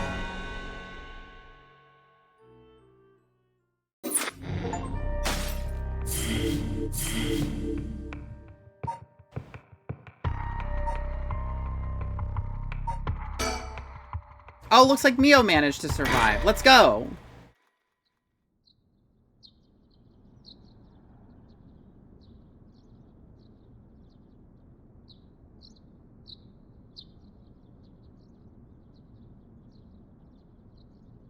Oh, good morning, Yako. Huh? Yako, rise and shine. Huh? You're up. Huh? It's morning? Are you okay? Can you remember your name? Duh. I'm Yako Sakazaki. Yes, I'm Yako Sakazaki. Good. Seems like you're fully awake. Oh, Mio, thanks for last night. Was everything okay? Yep, still alive. I couldn't dispel the curse echo or learn the identity of who used it, but I managed to at least get away. But in this situation, it's the best you can hope for. Sorry I got you involved in something so dangerous. I meant to look for you as soon as the sun rose, but I was just so sleepy. I can't remember when I fell asleep. It's okay. It's only natural to be exhausted after what you went through. Besides, I also feel bad that you've been wrapped up in all this. It's supposed to be my job to prevent that from happening. Oh yeah, you said something about that last night. Just, who are you exactly, Mio?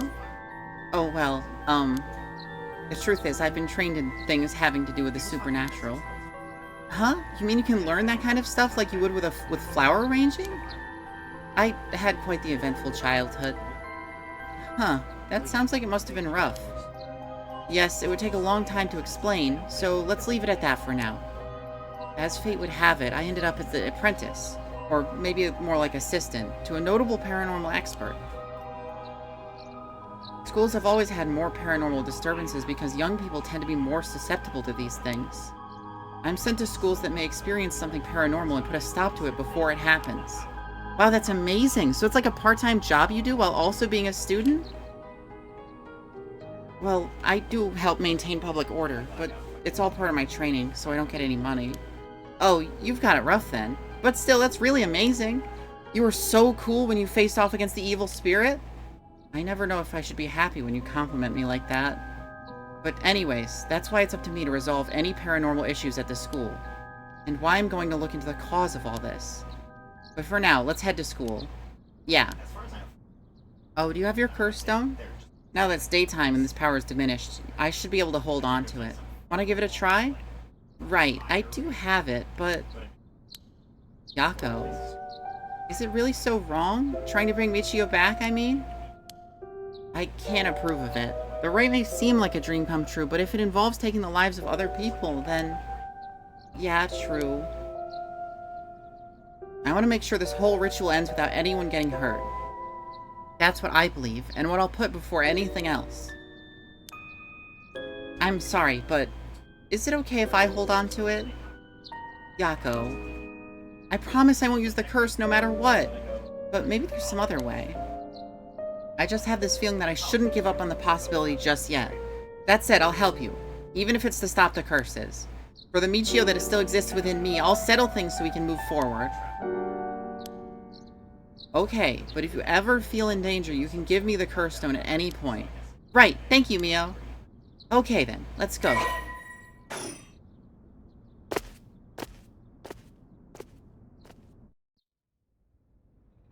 Yako Sakazaki, 8 a.m. Komagata High School, front gates.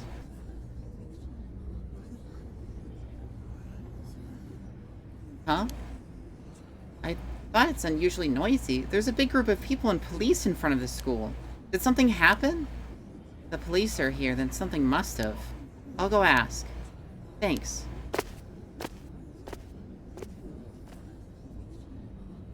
This isn't good. Huh? What happened? Don't panic, okay? The first teacher who came into work this morning found something. Okay. Mr. Junoichi was found dead in the middle of the school grounds. What? They're closing the school for today. But that's not all. I didn't know this either since I wasn't watching the morning news, but rumors are spreading that a number of bodies were found yesterday. What? There's no way! Why? Could it be because of the curse? You don't know enough to say. From what I heard, Mr. Junoichi's body was in the middle of the grounds, but his body was covered in bruises like he'd fallen from somewhere high. Weird. Taking into account his unnatural death and the timing, it's very likely it has something to do with the curse. You're saying someone used their curse on him last night? Seems like it, doesn't it? But that's so scary! Yeesh, so the curses really do kill people. And someone used it! Shh, keep your voice down, okay? What would happen if another curse bearer heard you? Sorry. I wish I had a little more information, but they've locked up the front gate. Though maybe we can sneak in through the back entrance. That person over there. Isn't that Hitomi Okuda? You're right, that's unusual. Oh, but she was at the school last night too. She must know something about Mr. Junoichi. Let's see what she has to say. Oh, Mio, wait for me!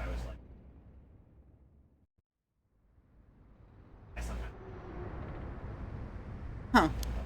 So you're telling me the two of you were the ones at the school last night? No sense hiding it then. Plus, I owe you one, Mio. I'll tell you everything I know. Thank you. She owes you? Oh, yeah. Right after I transferred here, there was a bit of trouble. She gave me one of those, what was it? Oh, exorcisms. Huh, so that's what it was. I'm curious about that. Hitomi, were you possessed by some kind of evil spirit? I don't understand it all too well myself. What I can say for sure is... Thanks to Mio, the weird symptoms that were happening to me all went away. Yup, some people are born with a natural sensitivity to the paranormal. They tend to end up isolated as they struggle to relate to the people around them. They also tend to draw spirits to them naturally. This can cause strange symptoms they don't understand, like headaches, muscle stiffness, and hallucinations. Even memory problems. I'm sure it must have been very hard. So that's how it works. Huh. Do people also have their personality taken over when possessed too? It is possible that spirits who have a very close relationship to their target, like siblings or a parent and child. But you almost never hear about people being taken over completely. It's when the two parties aren't in sync that the negative effects can start to appear. So the seances or whatever you see on TV are all bogus? Not quite. There are mediums and diviners who can align their minds with the spirits they call. Though there are people on TV who are just putting on a performance. Huh. There are people who in life had extremely powerful spirit sense or a deep connection with the person, but even they shouldn't be able to completely take over the person they possess. And even if they could, it'd only be enough to pressure them to choose certain behaviors that wouldn't be unusual for them to do on their own to begin with. But if that's the case, wouldn't you not know if you were choosing that behavior of your own will or not? Am I a fucking ghost? Am I a fucking ghost possessing these people? Like at the moment that they receive the fucking curse thing? Because they become spiritually sensitive immediately, like as soon as they get it? Hence why there are lots of cases where people don't even realize they're possessed. Because it's like all I'm doing is nudging their decisions. We saw that the first character we played at can choose to kill someone himself. But I could force him to before. Though the spirit may influence the behavior and memories of the host. The deeper the connection in life, the easier it is for that to occur. I see. Getting possessed by a spirit is pretty complicated, huh? It must have been tough for you being possessed for so long, Hitomi. Huh. Whatever might happen to me doesn't make any difference. Me being able to see spirits and stuff has nothing to do with how things ended up like this. Yeah, it's not like being able to see them is your fault either. The same goes for me. Maybe it's just something you have to live with. I think you have a knack for it yourself, Yako. I bet you could see them too with a little training. I think I may pass. So that's why you do the job you do, huh, Mio? I thought she was a weirdo when she showed up all of a sudden saying she was going to exorcise me. If you hadn't said anything, I probably would have knocked your lights out. You tried to perform an exorcism on her without telling her anything? You see, in my experience, most people don't understand no matter how much I explain. They only accept my explanation after they see the results. Huh, I guess that makes sense. Did you hear about Mr. Junuichi? Heard about it. I've known about it since last night. I saw the asshole bite it on the school grounds myself. What? You saw it happen? Tell us about it. What happened exactly? I don't really know myself. It was pitch black. What can I tell you? If it was pitch black, it might have been the researcher, but we took away his curse stone, so he couldn't have used it. It was almost dawn, probably around 3. He started freaking out all of a sudden, ran around out on the ground like something was chasing him, then screamed, "Ah, somebody help me. Forgive me, Michio." Or something like that while he's running around. Michio? He mentioned Michio? Was there anyone else out on the grounds? It was too dark to see from where I was. But for just a second, I think I saw a girl in the school uniform with her hair in braids. Oh? I didn't go out to make sure, so it could have been nothing for all I know. Then I heard him begging for his life, like I was wrong and I'll do anything. Then all of a sudden his arms and legs snapped, even though he's just standing there. His arms and legs broke without anything being done to him? He fell over and quit moving, so I thought I better get out of there. Then he croaked. That's all I saw. I see. But from what you told us, it almost sounds like Michio's ghost chased down Mr. Junuichi and killed him. Hell if I know anything about that. I'm just telling you what I heard him say. Tell me, last night, before you witnessed Mr. Junuichi collapse, can I ask what he and you were doing in the classroom? You gonna tell the cops? Oh, right, with everything that happened with Mr. Junuichi. They'll suspect you if we told them we saw you with him that night. Anytime something happens with someone like me, all those shitty adults start jumping to conclusions. I understand. I won't tell them. You wouldn't have been able to kill him anyway. If you say so, then I don't mind telling you about it. So, last night, that piece of shit, Junuichi, called me over here acting like he was gonna attack me or something. What? How terrible! Whatever, I'm glad he's dead. He had it coming. Calling people worthless and a cancer on society when he doesn't know shit about them. That asshole was the one always acting like scum, if you ask me. Is that so? Could you tell us in more detail why he called you out in the middle of the night like that? Hard to explain. Where to start? What do you mean by Mr. Junichi acting like scum? Was he doing something bad? You know Michio Shiraishi, right? The girl who killed herself? Huh? Michio? I don't know everything, but that creep of a teacher had some dirt on her. And he was using it to blackmail her, call her up after school and make her do whatever he wanted. What? Well, what do you mean when you say whatever he wanted? I'll leave it to your imagination. Nothing a couple model students like you would ever get involved in. No way, that's... How? What do you mean by dirt? I don't know anything about this. How could I not have known about this? Yako, I know how you feel, but try to calm down. You got guts acting like you were a friend. Junoichi really did a number on both Michio's body and soul. She probably felt she couldn't tell anyone, like she had to suffer alone.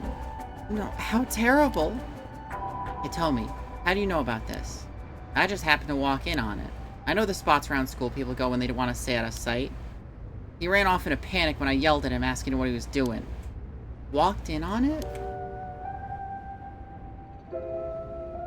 I couldn't just leave her alone, looking like she was about to cry, so I stuck around for a bit. She told me everything that happened in whispers. Probably figured I wasn't the type to spread that stuff around. But she never asked for my help. She told me that she was fine and to keep it a secret. Michio, why? She probably thought she just had to grit her teeth till it was through. She was naive. I tried to tell her that if you give guys like that an inch, they'll take a mile. She kept saying about how it was her punishment. She was soft. No. Of course, Junoichi didn't change. He kept on doing what he was doing. I don't understand either of them, but that's as much as I was involved. Then she killed herself. Nothing I can do about it now. Tell me, if you knew about it, why didn't you... You trying to say it's my fault? She told me not to say anything. She told me she was fine. So what the hell more responsibility do I have other than do what I already did? Yako, there's no point in blaming Hitomi. Michio, why? Did you hear what this dirt was? Nope, never heard what it was. But from the sound of it, he'd been blackmailing her since about a year ago. For that long? Dick probably caught her doing something she shouldn't have been. She looked well behaved, but there's more to a person than meets the eye, you know. There must be some reason. Don't know, got nothing to do with me. Did you tell that story to the police? Nope, and I ain't gonna. Can't count on them for shit. Not like they believe such an insane story anyway. Right. But there must be at least one person in the police worth trusting, right? Yeah, I guess. There's this one cop who always got on my case about stuff. Yeah, the one who died. Cause she talked to him the day he died. But he died just the other day. Oh, he did? I'm sorry to hear that. Everyone who gets around with me, gets involved with me, ends up dead. Maybe I really am cursed. Pisses me off. Got it all wrong. The spirit that possessed you wasn't that kind of spirit. Huh? It wasn't? Yeah, it was just an unfortunate coincidence. Though I'm sure that was hard enough for you. That's all I know about that asshole's death. Hey, Mio, I've been thinking something. The way she described it reminded me of something. The way Mr. Junichi died. It sounds a lot like how Michio died. Of course, I didn't see it myself, but the state Michio's body was in, it was like she had fallen from high up. Could they have been killed by the same curse? I don't think so. The curses of the Seven Mysteries hadn't manifested when she died. And if we can trust what the Spirit Board said, then Michio died in an accident. Oh, right. So, last night, how did it start? Oh, right. Remember that nosy cop I mentioned who was always on my case? He died at the Formiyatsu Gardens a couple of days ago.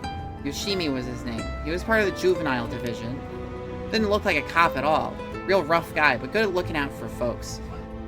So he was the only one I could talk to. Huh, so there was someone like that with the police. Too bad he ended up dying. Other thing, one time he suddenly introduced his fiancée to me. It was hilarious seeing a big guy like that act like a shy little kid all of a sudden. She told me she was like me when she was my age and that she was on my side. It must have been a terrible loss for her too. Yeah, I do feel a little bad for her when I think about how sad she must be. And I saw him at the gardens the night he died. Oh no. So she was the one he was meeting. Whenever I would get worked up over something, Yoshimi always took me straight to that park. Then he'd listen to whatever it was I was pissed off about. That day he called me over there like usual. But something seemed off about him. Like he was worried about something? Worried about something? Yeah, he asked me for a favor, too. It was pretty unusual. A favor? What kind of favor? He handed me some weird talisman and asked me to hold on to it for him. A talisman? Yeah, just a normal good luck charm. I figured if that's it, then sure, I'll take it. I have it with me now. But that wasn't all. Then he told me he wanted me to look for a talisman Michio Shiraishi had that looked like this one. Huh? Michio? What does she have to do with this? Yoshimi had been meeting up and talking with her. While they were together, he noticed that she had like a special talisman or something. But apparently Michio always avoided the subject. A talisman that Michio had. He knew that I knew her, so that's why he asked me, he said. Would there have been something that Michio couldn't tell even the police about? I know things at home were a little complicated. From what I heard, Michio was keeping her mouth shut about what Junoichi was doing to her. Hard to talk with the cops when someone's got dirt on you. And I didn't squeal on anything about Michio either. Michio. What is it that had such a strong grip on you? You've been voice acting for a while, sip a bit, but my coffee's running low.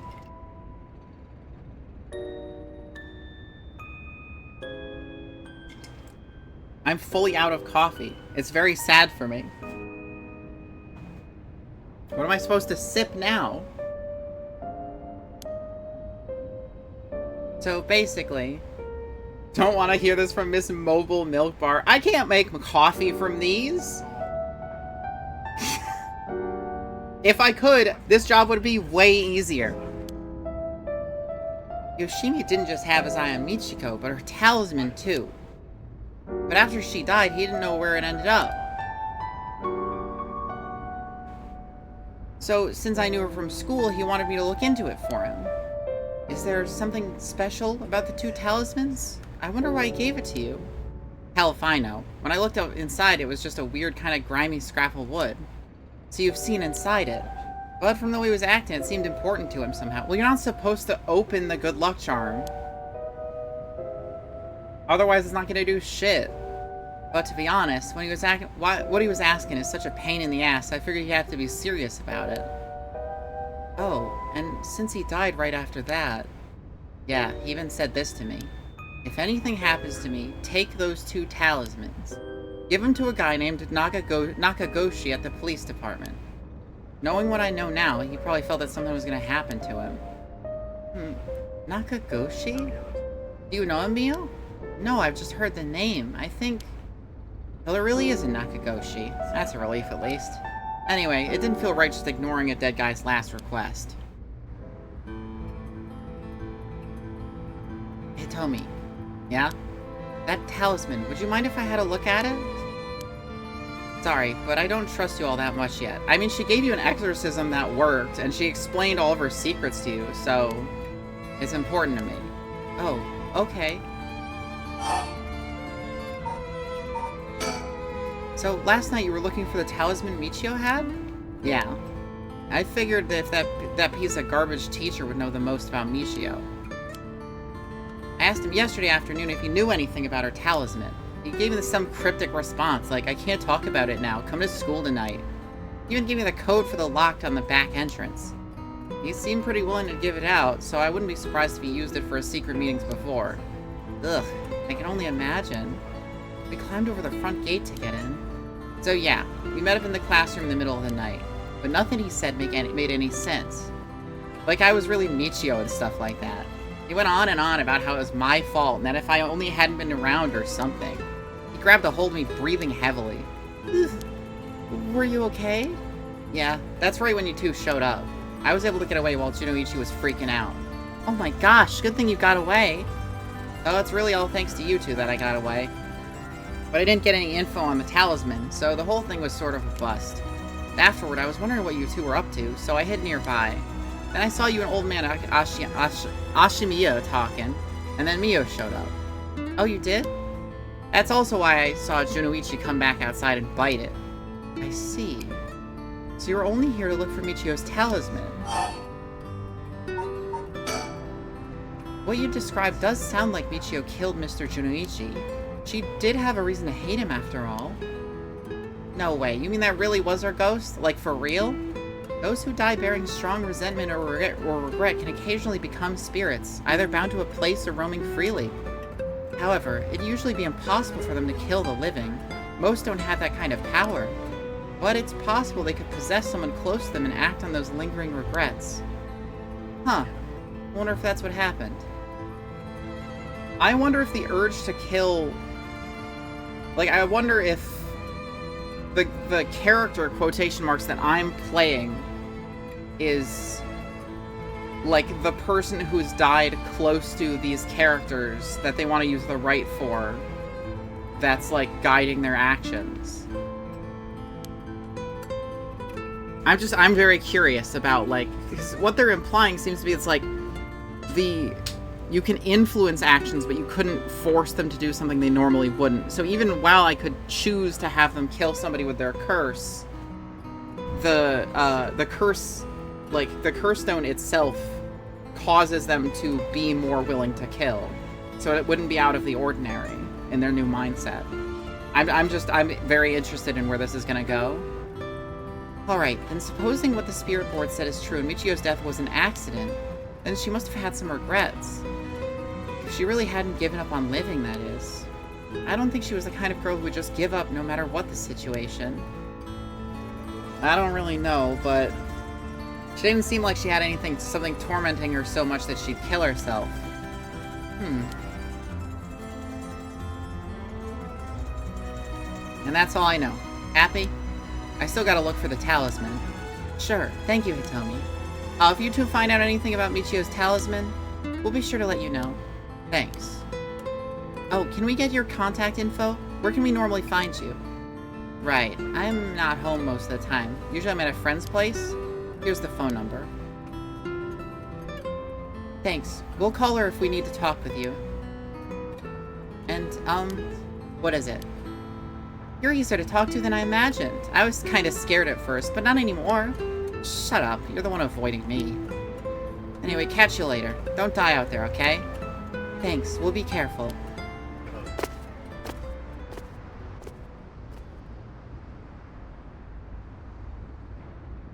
Alright then. We got a lot of new information. Sounds like Mr. Junoichi was killed by a curse, just as we thought. Which means there was a curse bear at the school. Multiple, in fact. Multiple? You think so? Yes, the curse echo we experienced in the school and the one that killed Mr. Junoichi seemed to be different.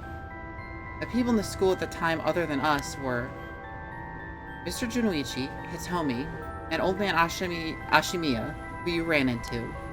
I was thinking you'd be among them, but there was one more person. Hitomi saw a girl in a school uniform with braids. From what Hitomi was saying, it doesn't seem like she's one. Mr. Junoichi is pretty suspicious, though. If he were a curse bearer, it would certainly explain why he was killed. Right, that's why I say there are multiple. Oh, right, the person who killed Mr. Junoichi would have to be one, too. Which means it must be either the mysterious girl, Old Man Ashimiya? Yeah, we should certainly be careful of them. That said, the mysterious girl and the fact that Mr. Junoichi thought it was Michio that was attacking him has me wondering. Of course, I doubt Michio herself was actually there, but... Oh, I just remembered. I also saw Mr. Araishi outside the main gate last night. You did? It's likely he's involved with the curses, given that he is the one doing research on the rite of resurrection. So we'll have to be careful of Old Man Ashimiya and Mr. Araishi. I want to believe that not all curse bearers would be hostile, but... As for what to do now, I'd like to find who's responsible for the Feast of Shadows that set this off and how they did it. I don't think we'll be able to end this without stopping it at its source. Huh, that makes sense. In which case, next we should do... what, exactly? We'll need to talk with Mr. Araishi. He definitely knows something. It should be safer during the day, so I think we should try to look for him. Got it. I'll help in any way I can. But the school's closed. I wonder where he could be. Let's try heading to someplace someone may know where he is. Where'd it go, then?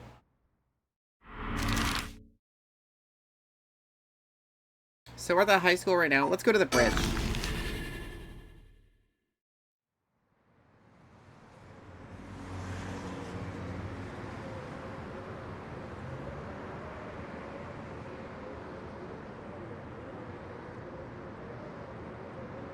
And so, Mio Kurosuzu and Yako Sakazaki decided on their next location to investigate. Oh, okay. Oh, the time, this is like actual time progressing too.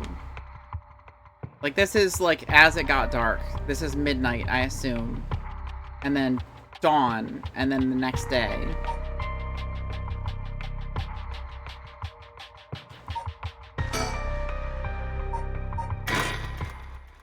I honestly thought this whole game was going to take place over the course of one night, but apparently not.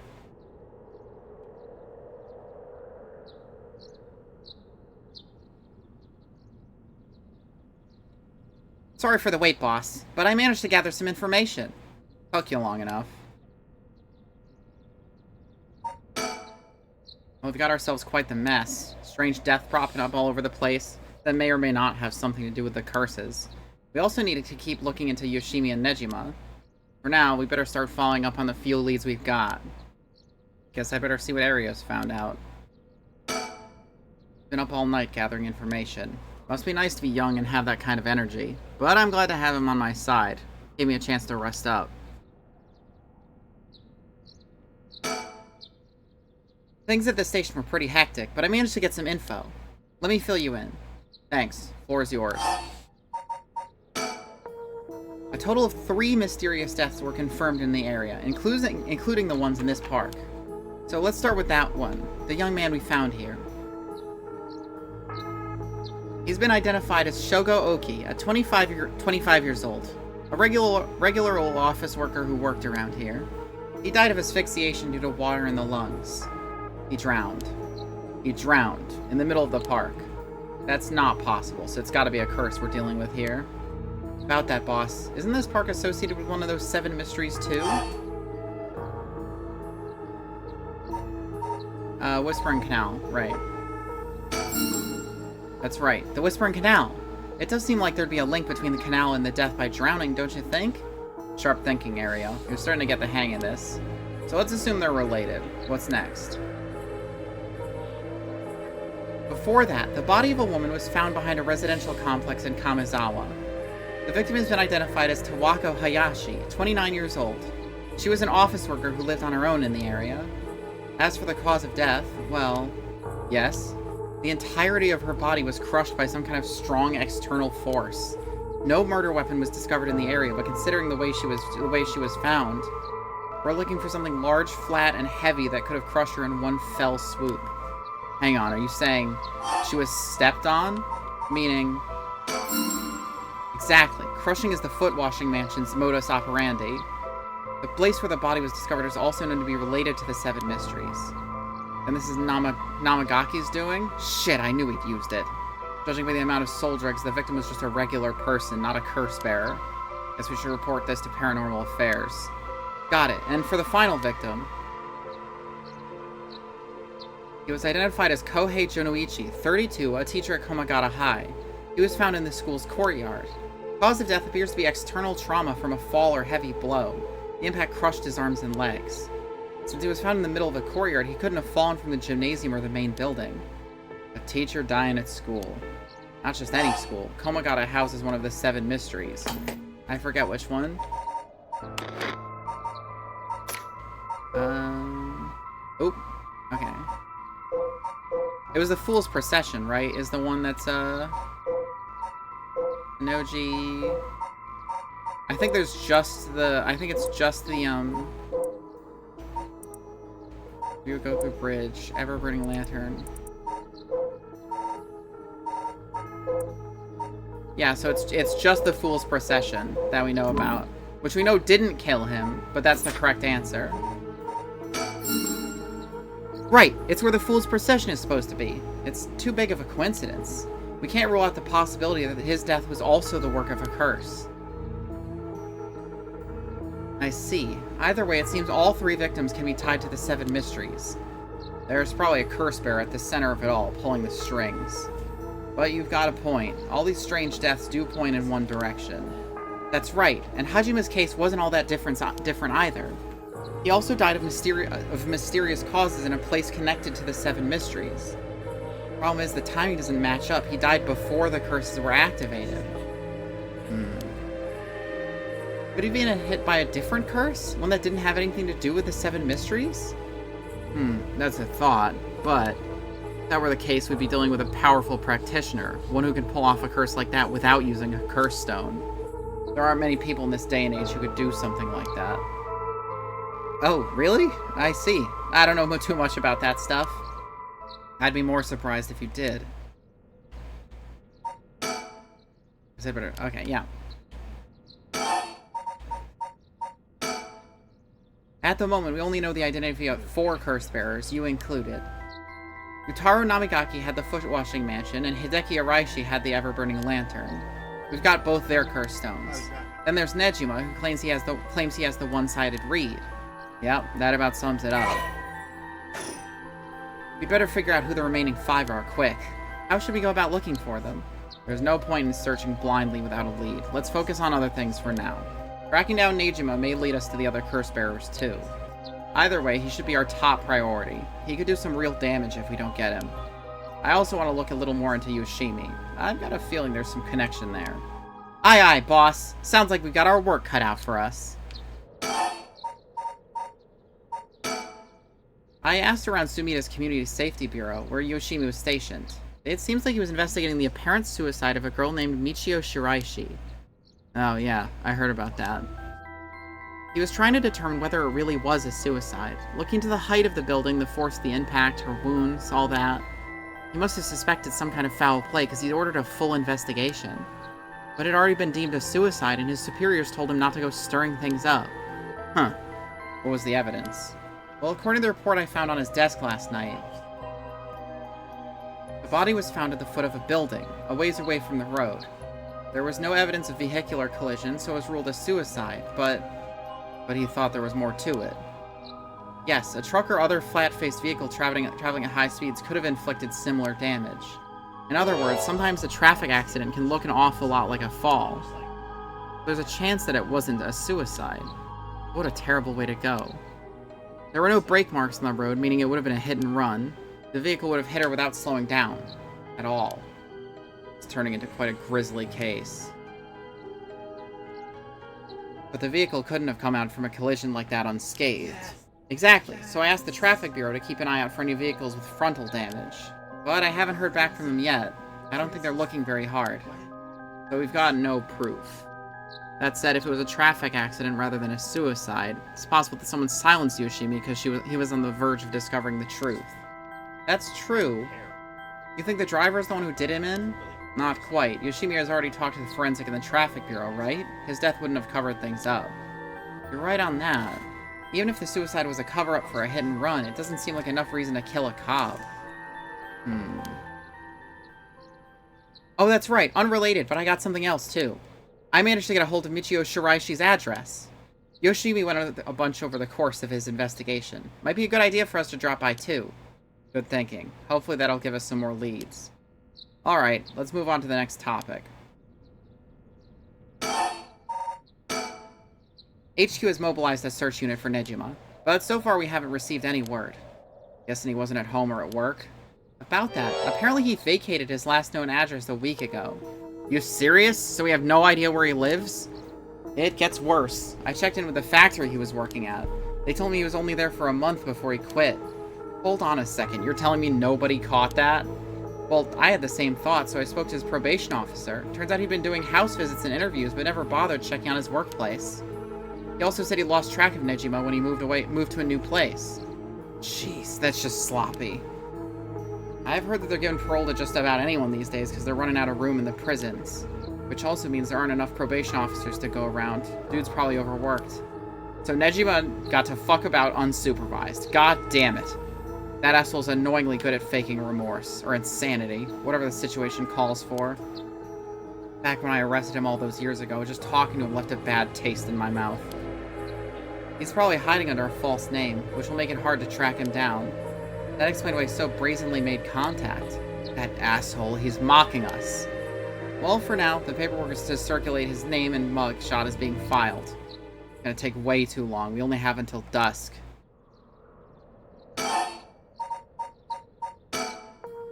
Well, looking at detail at these deaths, it seems like many of the curse bearers acted last night.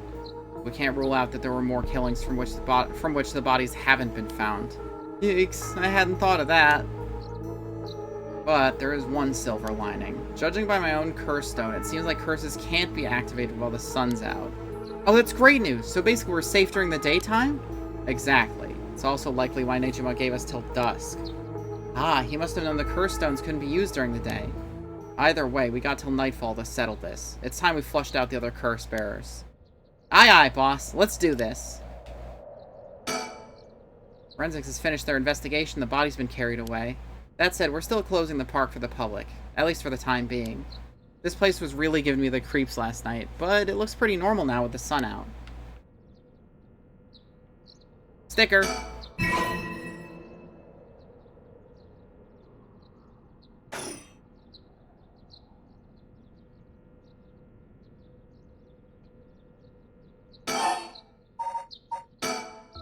Remember the girl Yoshimi met with the day he died? One Hitomi Okuda? Community Safety didn't have any contact information for her on hand. Not even an address? Well, they had her parents' information, but when I called, they said they hadn't heard from her in a month. Lots of family issues, even from the sound of it. They even said they didn't want anything to do with her anymore. That said, she still goes to school once in a while, so we might be able to find her there. Not sure we really have the time for a stakeout right now, but she could be a key witness. Can't we have Community Safety track her down for us? We can ask, but it might be tricky to get it done today. For starters, Komagata High School is closed today. Ah, because of the teacher that died? That's right. Alright, but if it's not something we can do today, we may have to forget about it. Let's move on, then. Speaking of Nejima, yeah? Did you manage to reach your daughter? It'd be best to put her into protective custody as soon as possible. Not yet. I can't reach her. They called, but she's not picking up. Wasn't home when they went to the house, either. That's not good. Does that mean she never came home? And why weren't you the one trying to reach her? Shut up. I don't have her contact info, alright? Damn, she really doesn't trust you, huh? Either way, I told her mother that it was an emergency and that we'd send an officer to find her and get her to safety. She was real reluctant, but I got her to agree. I guess that explains why you got divorced. But if you, her former father, can't find her, how the hell did Nejima do it? Former, eh? That cuts deep. Yeah, sorry, it just kind of slipped out. Anyway, I suspect it has something to do with his curse echo. Back on that topic already, huh? He said his curse could kill a lot of people in a short time. It may even allow him to act from a distance. I see. One-sided read. What was that story about again? Something about a man stalking a woman who goes insane and chops her up? Oh, right. One of the more gruesome of the 7 mysteries.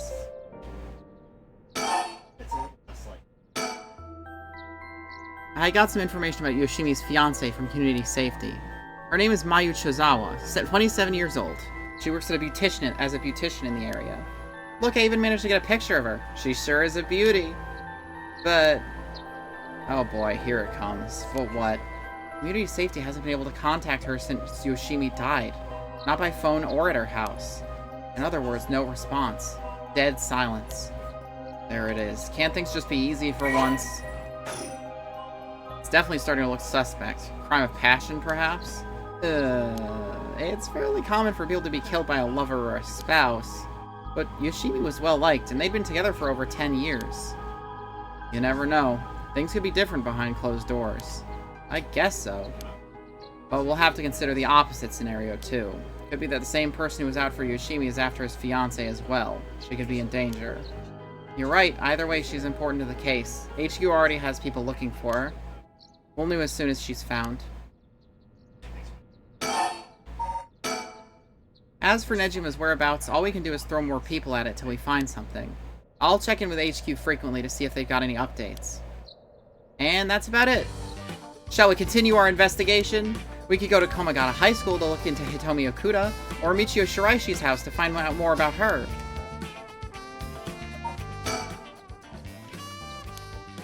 I ain't looking good. We're gonna run out of time if we don't do something. Gotta keep moving.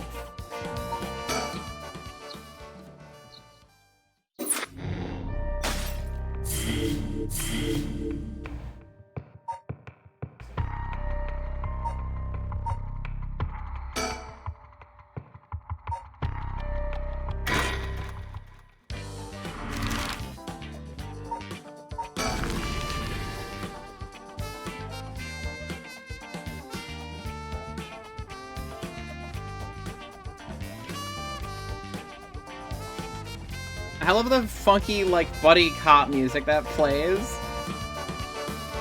Here we are. Coma got a high. Classes are suspended for the day, so the students are just kind of wandering around aimlessly. John Woo-ass music. So fucking real. School gates will stay locked while some forensics inspects the scene of the incident. Looks like they're still busy. Let's talk to the person in charge later. The news of the dead teacher has also attracted a fair share of rubberneckers. The atmosphere is kind of tense with this many cops around. Something on my shirt? Don't tell me I stink! The place isn't only connected to the case because of the students were under Yoshimi's jurisdiction. It's also the site of the Fool's Procession, and of course where the teacher was killed. Seems like a likely place to find some clues, don't you think?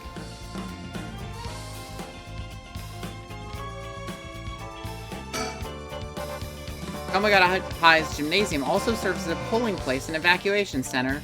A lot of the buildings around here are still made of wood, but this place looks safe and sturdy.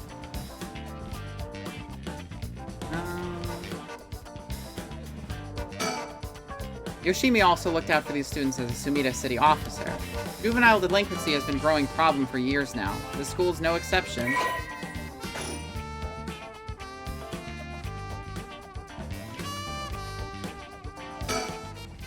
Oh, right. Speaking of schools, what is it? You said Paranormal Affairs can't help us right now. So why don't we get that psychic high schooler you mentioned to help us? A lot of the people involved in this case lead back to the school anyway, so it might make things easier to have them with us. For a guy who questioned me on the legality of working with them, you seem sure eager to exploit underage labor. Hey, who said anything about exploiting them? I just want to give our young experts the opportunity to shine. When do you become such a smooth talker? Anyway, I'm afraid I don't know where they are. Ooh, I see. I wonder if there's anyone who could help us scout out the area. 9 a.m., a perfectly reasonable time for students to be at school, and yet, I doubt this will be that simple. Nobody I can talk to. I wonder if there's anyone who can help us scout out the area. That doesn't help. I don't see anybody I can even talk to. So let's head to, the neighborhood instead.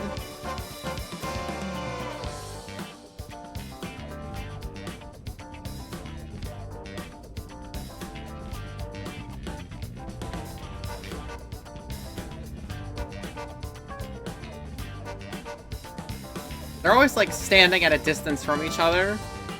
Like, in case you're wondering, we're standing on a picture right now. Seems like Michio's house is at the end of this road. We don't want to intimidate them, so maybe I should go alone. She's bopping and no one can see. Sad. This is why I need a track model desperately. No one can ever see my bopping. The houses are really crammed together in these narrow alleyways. Strangers like us walking through definitely stand out. Really feels like old Tokyo. Quiet. And you're wobbling and bobbling. Yes, of course. This place is normally pretty lively, full of people coming and going. But it seems like everyone's decided to stay inside because of the recent incidents.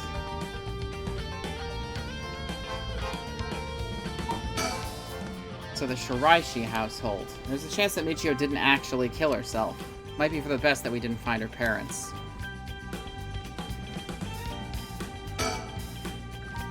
Alright, I'll go check out the house.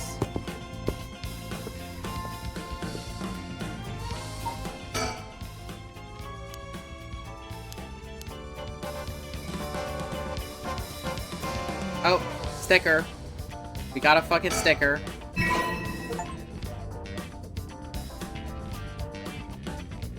That's 5 Mockingbird stickers.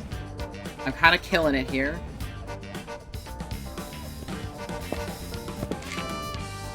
Oh, you're back. No luck, boss. No one home? Doesn't look like it. I knocked for a while, but nobody came to the door. I glanced in the windows, but there was no sign of activity inside either. I saw about 3 newspapers stuffed in their mailbox.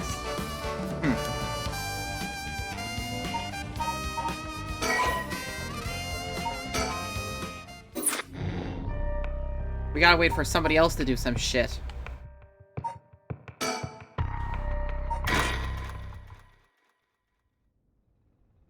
Haru Shigima.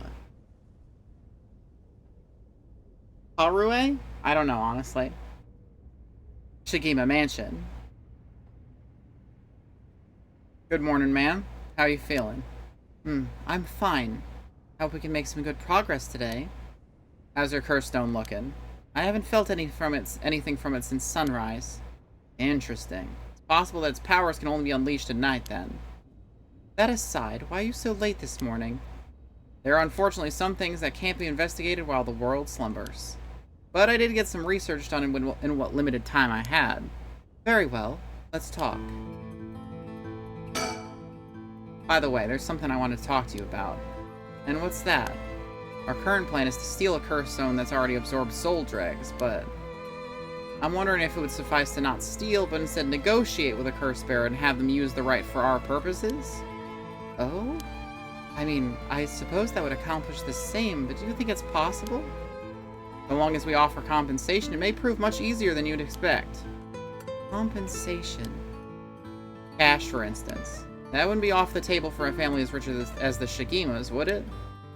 Of course, why any amount would be fine if it'd get the job done. I won't let monetary matters lead me to regrets the way it did back with the ransom. Okay, with that option on the table, let's figure out our strategy. Maybe surrounded by curses and death, but it matters little. My only concern is whether I can see my child again. It's the old mansion where I was born and raised. The town is beginning to wake up once more. The clamor of society can be heard from beyond the garden gates. Like any day, a cloud of pollution drifts out from the industrial area. He's looking a bit tired. He must have been up all night investigating. Do you have a curse bearer with whom we can negotiate in mind? Not yet. Surprisingly, it seems the other curse bearers haven't been that proactive about collecting soul dregs. You see the news this morning? No, I haven't. Overnight, 3 mysterious deaths were reported in this area. They've yet to announce the identities of the bodies found, but they've been nicknamed the Hanjo serial killings. It's garnered some attention on the streets. Oh my. Only 3? That's what I thought. Even if the victims were curse bearers, just 1 or 2 wouldn't be enough soul dregs. For what those curse stones are capable of, a mere 3 victims seems a little on the low side. With this little activity all through the night, the curse bearers must be a cautious bunch. What's holding them back? Are we not all after the power of resurrection? There may still be some undiscovered victims, but it doesn't seem like anyone has gathered enough soul dregs yet. We might have to set up some bait to spur them into action. And then we offer them the deal.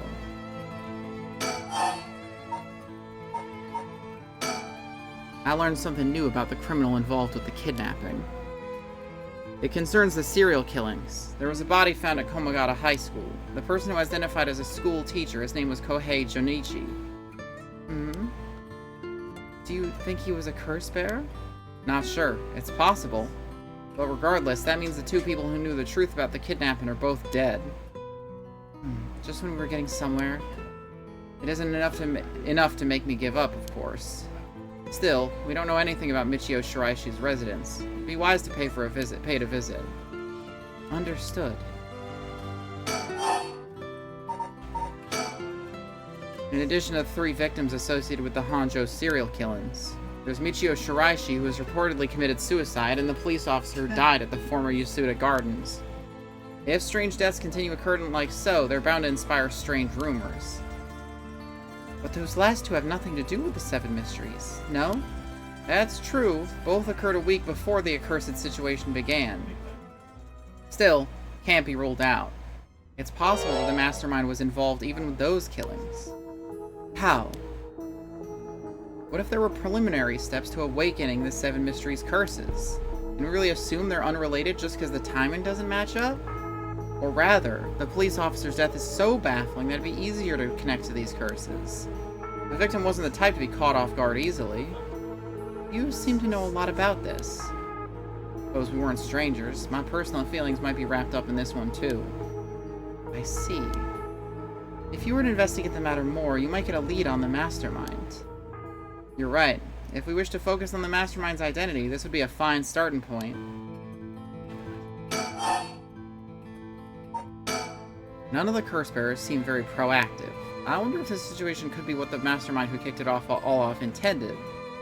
Now that's an interesting theory. You think there's someone behind this all? You mentioned hearing an agonized voice telling you to kill when you first obtained the curse stone. That doesn't sound like a coincidence to me. Someone agitated the curses in this area on purpose, and they're likely after the rite of resurrection as well.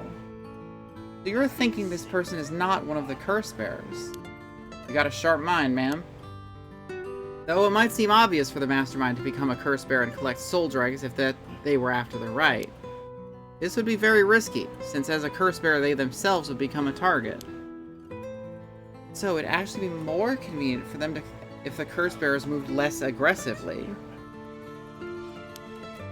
That's right, but despite that, they've been inciting the curse bearers to commit murders. Why?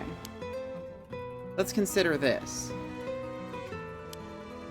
What if the mastermind isn't trying to collect soul dregs themselves? You mean their intention was also to steal the souls while the other curse bearers compete with each other from the start? Sitting back and observing from the sidelines is the safer course of action, which is why I figured it best for us to attempt the same strategy. So, how should we do it? There's still reason to suspect the mastermind could be a curse bearer themselves. To be honest, I want to keep my distance from whoever it is. There's no telling what kind of power they might possess. Whether our aim is to negotiate or steal, we'll have to outpace the mastermind in making contact with the other curse bearers. How do you suppose we do so? At this point, all we can do is search. If there's a mastermind inciting the curse bearers to collect soul dregs, can we be sure there even is a rite of resurrection? Good question. The rite could be nothing but a myth fabricated to spur the curse bearers into action. Seeing it might be for naught, do you want to give up, ma'am? Never. Understood. After all, we never know the truth unless we see it for ourselves. But we'll do it without using the curses ourselves. By the way, I met a few people who seemed like potential curse bearers last night. Did some investigating into all of them. But I only managed to get detailed information on 2. You're quick. I suppose that's to be expected from an investigator extraordinaire. I appreciate the flattery. First, there's Ayame Tono, the girl we talked to before, though she isn't a curse bearer herself. She's a student attending T University of Art. She currently lives alone in an apartment near Midoricho Park. You haven't determined her address. You're not one to be underestimated, Mr. Investigator Extraordinaire. I called every single university with ukiyo-e in the curriculum pretending to be her parent.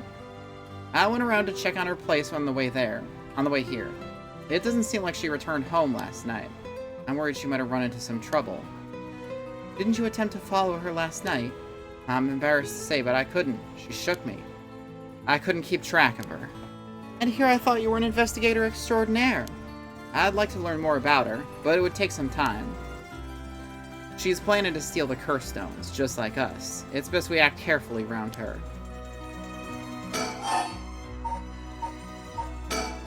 Next is the tall man who is dressed in black. I met him near Kinshicho. He stood out with the way he dressed. I managed to get some good information from him. Impressive. What can I say? He works as a secretary to Hihaku Soap's chairwoman. I believe his name is Takumi Yumioka. The Hihaku Soap's headquarters and the factories are both located in Honjo, correct? Yes, they've been here for a while, but it's only in the past 10 years that the company has shown significant growth. I remember seeing the chairwoman on the news a few years back. She seems to be very shrewd.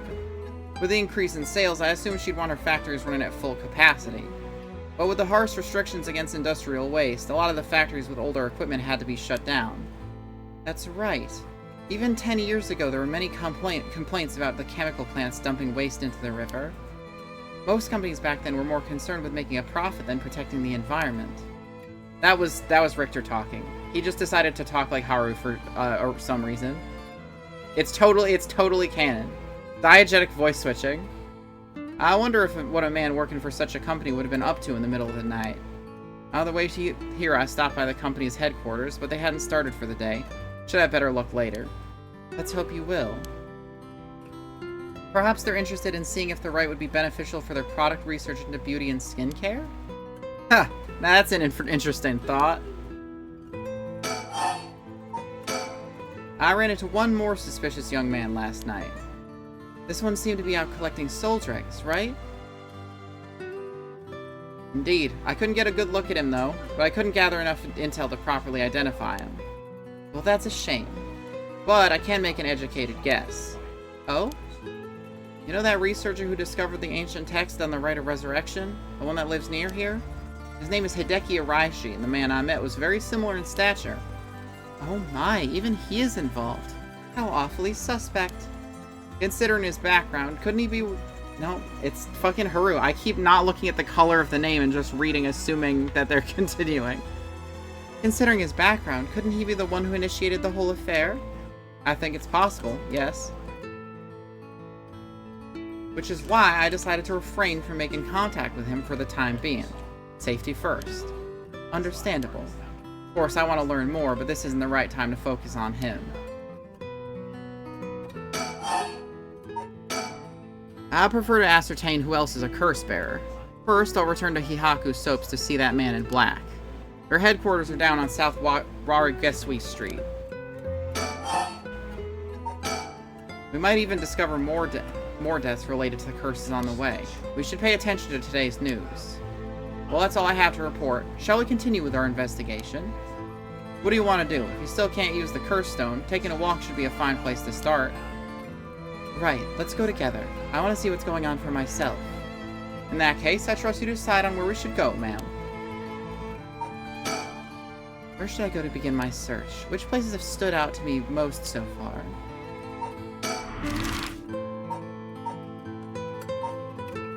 Let's go South Warigesui Street first. And then we'll probably end up at Michio's homestead, where the cops should be hanging out.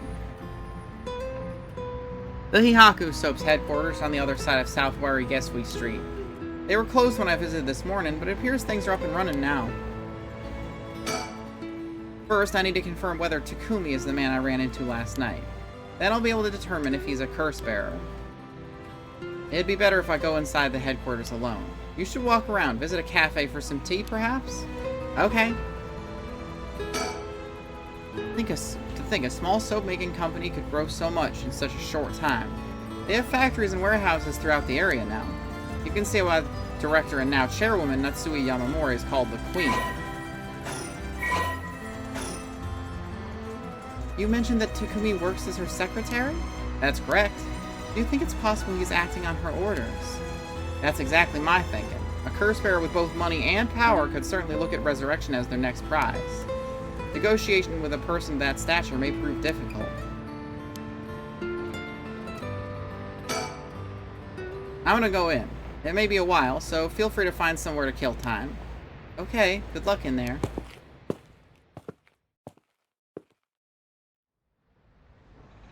Sorry to keep you waiting. How'd it go? I'll fast forward to the conclusion. I met with Takumi. There's no doubt he's the same man I saw last night, but it doesn't seem like he's a curse bearer. That doesn't mean he has no connections to the recent curses.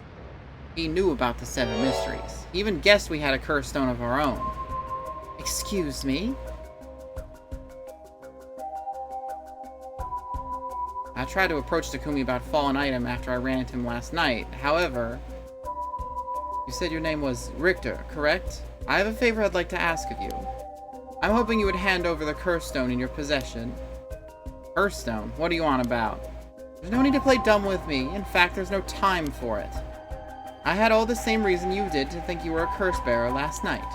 And your arrival here only confirms it. You are a curse bearer, no? You're right. We lack time. I confess, I am a curse bearer. I possess the curse stone of the haunt and clappers. I'm glad to hear the truth. Finally, this conversation is worthwhile. It's a dangerous item you hold. Give it to me. My company will take the responsibility to dispose of it. I didn't know the soap business specialized in scrubbing curses clean. It is the prerogative of Miss Yamamori. Is that so? Assuming you've obtained the curse, you'll understand the power it involves. No? Miss Yamamori possesses supernatural powers akin to those of a god. She also has a deep love for this land, having transformed it from a pile of dirt it once was to the home of our headquarters. She cannot stomach the fact that it's now the site of these curses run rampant. But you're telling me the Queen of Hihako is a real-life witch. She wouldn't appreciate being called that, mind you. There's a sorcerer by the name of Suigen Gamioto who's gallantly working behind the scenes exorcising spirits and the like. Go on. That being so, there have already been instances of the dead coming back to life. You understand the urgency of this matter. There are curses. These are curses we're speaking of. Tools which are used by wicked beings to possess people. The rite of resurrection is nothing but a fabrication meant to seduce the curse bearers into unspeakable action. If you truly understand what I'm talking about, you must hand over that curse stone at once. Very interesting. With that said, just how many curse stones have you acquired so far? If what you tell me is true, surely the company would have launched a large-scale search by now. We have 6. 6! Whoa, I can rest at ease then. And here I thought I was at risk of being cursed. It seems we're on the same page. If that is the case, you should hand over your curse stone immediately. I'm sorry to disappoint you, but it's not actually in my possession at the moment. Considering its importance, I've been keeping it in hiding. Really now? Then I'll accompany you while you retrieve it. I'm sorry, but I got something important to attend to. But I promise, I'll return with it later. Very well. Then you won't refuse to provide your address and telephone number, I presume. How prudent of you. I'll oblige.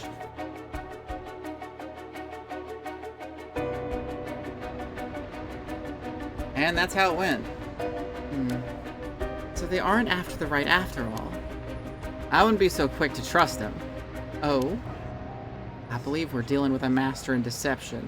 He may well have made up a story to convince us to part ways with our stone. I think he was lying about having procured 6 curse stones as well. Like, really, 6? That's excessive. Well, now I feel gullible. The company's plotting something. I wonder what they mean to do with these curse stones. He seemed rather desperate to get a hold of ours, despite not having collected any soul dregs. Perhaps the people at Hihako are the masterminds behind the curses being unleashed. Because the chairwoman's a witch? I wonder about that too. If she really were that powerful, would her secretary have divulged that information so casually? Takumi was either making it up as he went, or he's trying to spread a rumor. For what purpose would he do that? Recently, people have been caught up about the occult more than ever before. Word spreads that Hihaku's chairwoman has godlike powers. She could very well benefit socially and politically from that mystique. That's unsettling. By the way, there's one thing of interest I heard while in the company's reception lobby. And what's that? People were discussing whether one of the bodies found this morning was that of a Hihaku employee. Really? So long as the officials haven't revealed the identity, it all amounts to no more than speculation, though. Despite that, I have reason to believe Hihaku Soaps is deeply involved with the 7 mysteries. At the very least, I can assure you I've gathered that much. The more we know, the better our negotiations will go.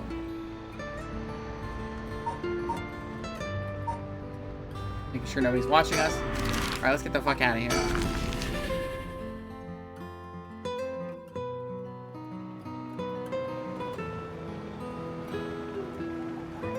We're here. This is Midoricho Park. Ayame Tono lives around here. She wasn't in her apartment when I dropped by this morning. I wonder if it's worth checking again. The place is connected with the story of Taiko of Sugaru. Not only that, Katsushika Hokusai's home was also in the area. That might be why Ayame chose to live here.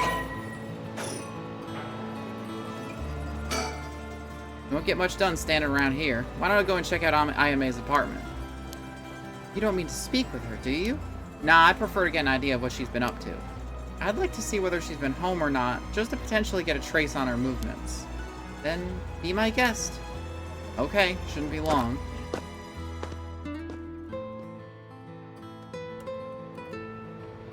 I'm back, ma'am. So, nothing? I'm afraid so. She still hasn't returned. However, I noticed a few people seem to be related to the police force keeping watch in the area. I don't know if they got eyes on our apartment, but they do appear to be watching the building it's in. Interesting. You've got a sharp eye to have noticed them despite being so covert. What can I say? It's part of the job. However, it meant I had to refrain from knocking on her door or looking through her windows. I wasn't able to check her electric meter or mailbox either, unfortunately. You were planning to go that far? We won't make much progress sticking around here. Alright. Not much else to look at. I don't see any stickers to nab.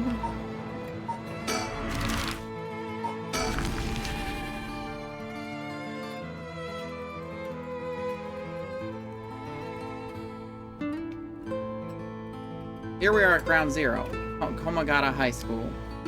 I guess it's logical the police got this place shut down. That teacher's body was found here, after all. It's as if the students have nowhere to go now that the school's closed. The news has attracted a bunch of curious onlookers, huh? That works in our favor. The more people around, the better we can blend in.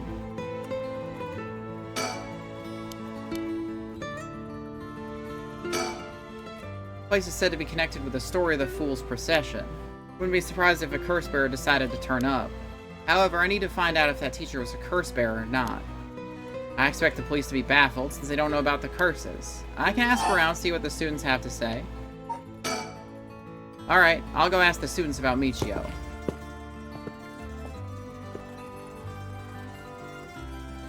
I'm back, ma'am. So what did you learn? The school kids sure love a good rumor. I was practically drowning in stories about Mr. Shinoichi and Michio, most of which seemed dubious at best. Not surprising. Most of which I heard was hardly worth a second thought, but there was one story that caught my attention. Oh? Some believe that Michio was the one who killed Mr. Shinoichi. Really? The story's got two pieces of evidence to back it up. One of them wasn't news to me. Apparently he's been mumbling that Michio was going to kill him for some days now. A fellow teacher overheard his mumbling and told the students. And then it spread like wildfire, I suppose. Rumors that juicy don't stay a secret for long. As for the other piece of evidence, the pigtailed girl in her school uniform was seen around the school late last night. Go on. Although numerous people claim to have seen the girl, not one of them saw her face. Some are proposing it was Michio brought back to life, or that it was her vengeful spirit. But it's not like Michio's the only high school girl to wear pigtails. This rumor might have been made up just to fan the flames. But if it were true, I'd want to get a hold of her in order to hear her side of the kidnapping. If she's alive, that'd be ideal. If there's still one more thing I should mention. I discovered where Michio lived. A student has a list of student addresses on hand. That's an amazing find. I believe all the students actually have a copy of said list. It truly worries me how easily it was to obtain what should be confidential information. Imagine what would happen if that information got into the wrong hands. Well, so far it hasn't, no? Sure, let's hope it stays that way. In the meantime, it's now possible for us to visit Michio Shiraishi's house. And the cops should be here. Near the Shiraishi household.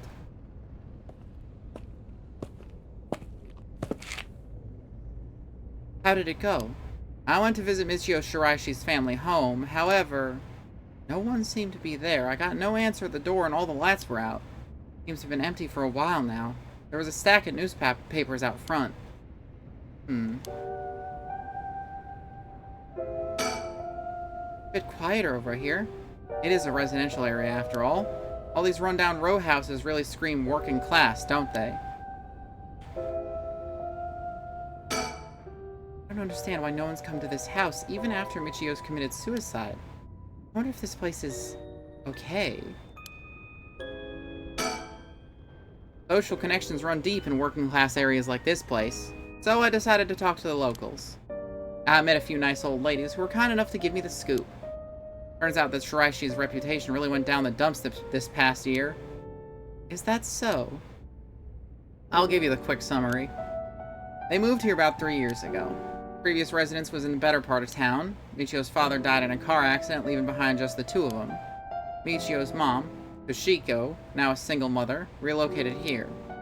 At first, they got along with their neighbors, many of which were in similar situations, helping and being helped in return. So far, so good. What happened? Well, as I said, their reputation began to go downhill about a year ago. A man recognized as Toshiko's common-law husband has moved into the household. His name was apparently Kankichiro Iwai. Neighborhood gossip is something else. Somehow everyone knew his name. So what of this Iwai character? He was apparently a real vulgar fellow with a criminal record. He was prone to violent outbursts. The neighbors have often heard screams and shouting coming from the home. Neighbors took particular notice of Toshiko's screams, pleading with him to not hit Michio. That's terrible. As if that wasn't unsettling enough, every night the neighbors also began to hear an eerie chanting. Through this, the Shiraishi's stand in the neighborhood plummeted rapidly. Toshiko was often seen covered in bruises and wounds. She stopped responding to their neighbors. She wouldn't turn the other way when greeted. They kept their storm shutters closed even during the day and effectively shut themselves away from the entire community. That sounds horrible. Why didn't the police step in and do something? Unfortunately, under current laws, the police aren't allowed to get involved with domestic disputes. That's awful. And then Michio reportedly killed herself. Things only got worse with Iwai, and Toshiko was admitted to the hospital for physical and mental abuse. Ever since, Iwai hasn't returned to the home. Many locals expressed sympathies for Michiko's circumstances, but just as many were fed up with the Shiraishis entirely and seemed relieved that things were finally quieted down again. It seems that they were still considered outsiders even after 3 years of living here. I don't understand it. Why would Toshiko have gotten involved with such a brutish good-for-nothing in the first place? I've heard many stories where one partner's personality does a complete turn after entering a relationship. After her first husband's death, Toshiko's financial situation had taken a turn for the worse. She was determined to send her daughter to a good high school. Possible she fell victim to sweet promises. Life can be tough, I suppose. You don't seem moved by the story, ma'am. That's fine. People have all kinds of stories. I've collected all information on persons of interest. Holy crap. Oh, so you came here too. What is it?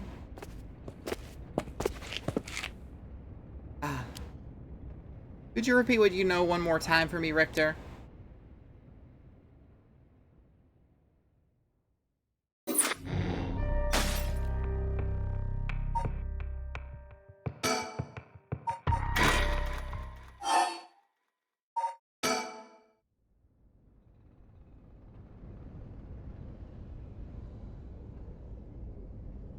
Near the Shiraishi household.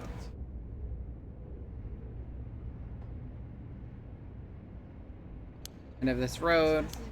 I want to intimidate them. Go check the house.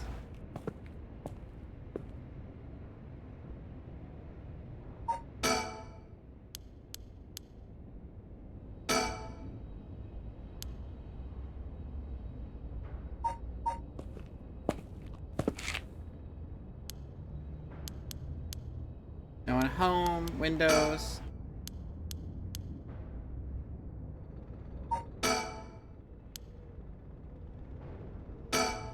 Surroundings. So when did they show up? It's like no one's home. Let's try again later.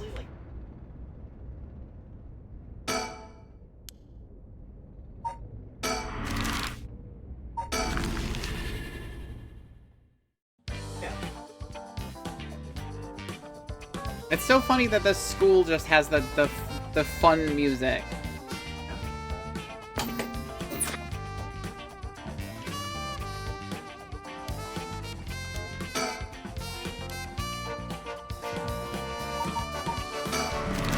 So let's go back here. And maybe they will be there this time?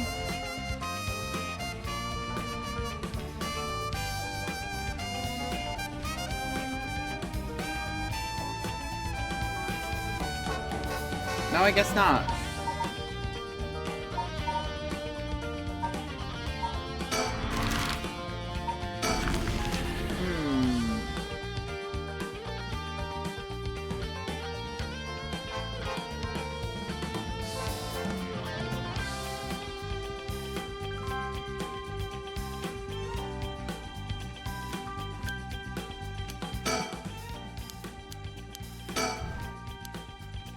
Let's just like keep talking to him because we saw all these things. Asking about Mio. Okay, yeah. So I guess there's nothing else we could do here. I thought that I'd be able to resume it there, but let's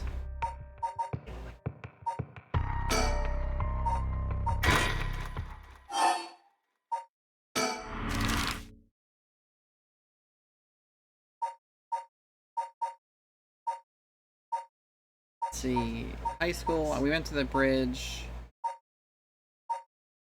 Suda Gardens.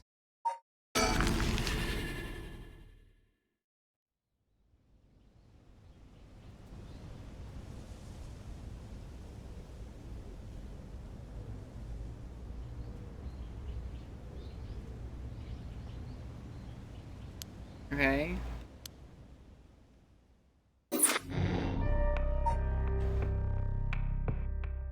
Interesting.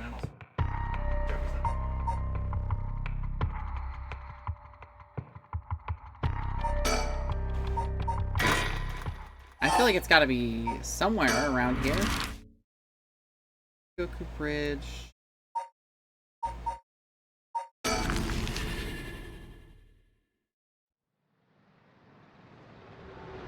I figured I would just go to the cops as soon as I like put someone in the position to be talked to by the cops.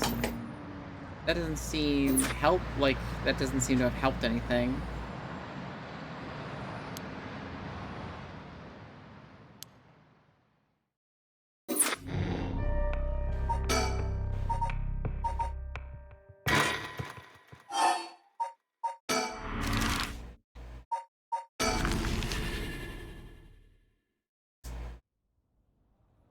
If we go back to the school, will the cops be there?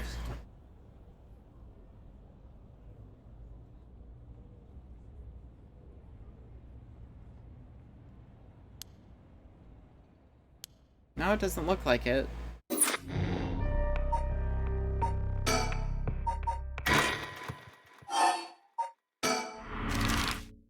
Last place to check is the candy shop.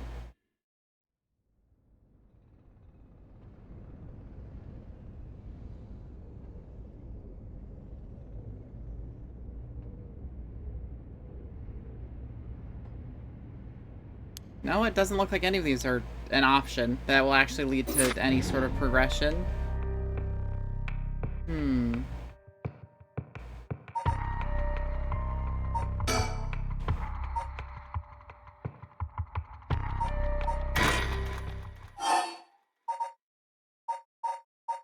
Shiraishi House in Kamakura High School.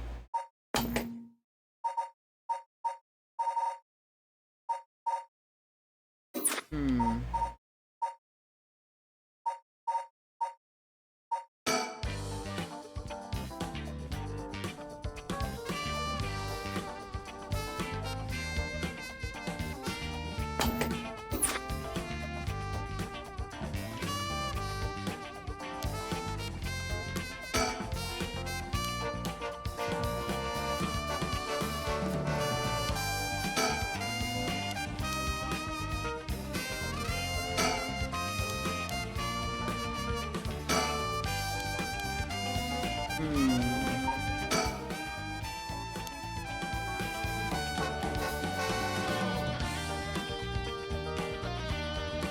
Ideally, we could talk to someone involved in the incident. That doesn't really...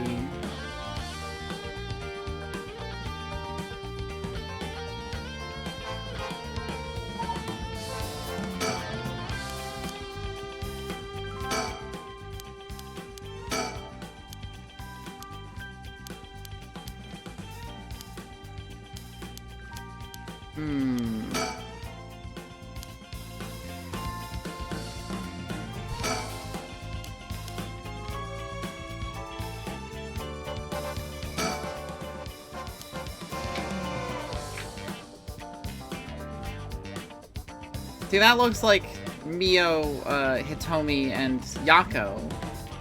But I can't talk to them. I don't see anything to look at. Go over here. Hello, Time Goose. Welcome to the cafe. I'm trying to figure out a way to get past this roadblock that I'm running into right now.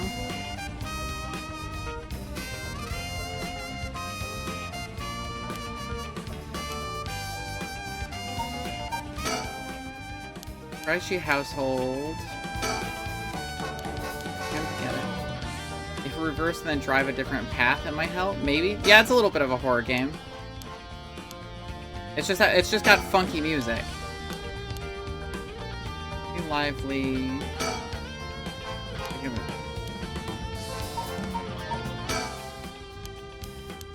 I wonder if I can send him down to the household and then just fuck off. But I still have... No, I should wait here till he comes back. Trashy household. Wait for him to come back. Sticker I already saw. And then he'll just show back up. The ghosts are probably dancing to this music. It's mostly curses. Not so many ghosts.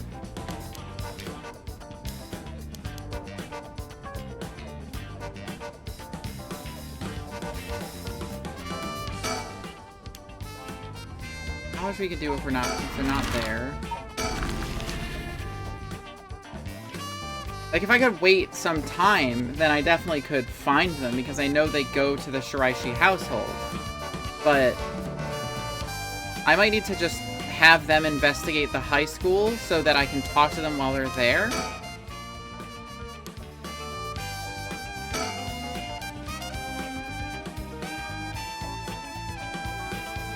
Gymnasium.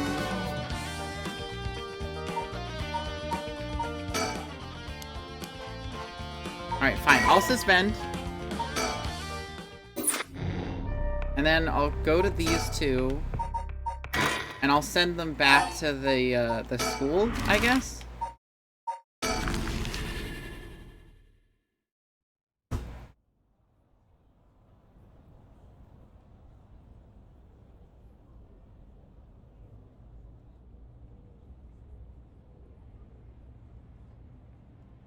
Alright, so now they should be at the high school at 9 a.m.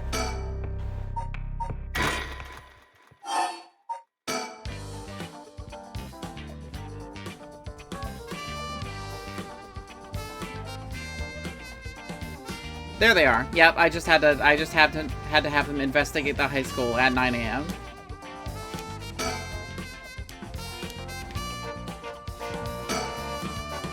Huh? That's... Boss, what is it? You want to talk to those girls? Yeah, I do. This is divine intervention. We were brought here for a reason. Come on, Ario. Huh? What?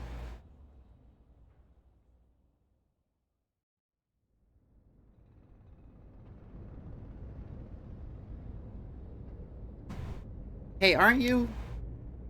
You must be that high schooler skirting the child labor laws who I've heard so much about. Say that again? Sorry about that. He's with me. Mr. Tsusumi, if that's how you feel, maybe you should look into improving my working conditions. I'd prefer not to work for free, to be honest. Don't you worry about that. If you help us all out, you can have whatever you want. Boss's treat. Wait. Really? Thank you so much. I've always wanted to go to a fancy sushi place. Oh yeah, like one of those places in Ginza? I've never been. Let's go. We got ourselves a deal. Right, boss? The girls are at our service. Hold on now. What just happened? I never said I'd... Sushi? Looking forward to it, boss. Wait, since when were you included? You guys are funny. You should do stand-up.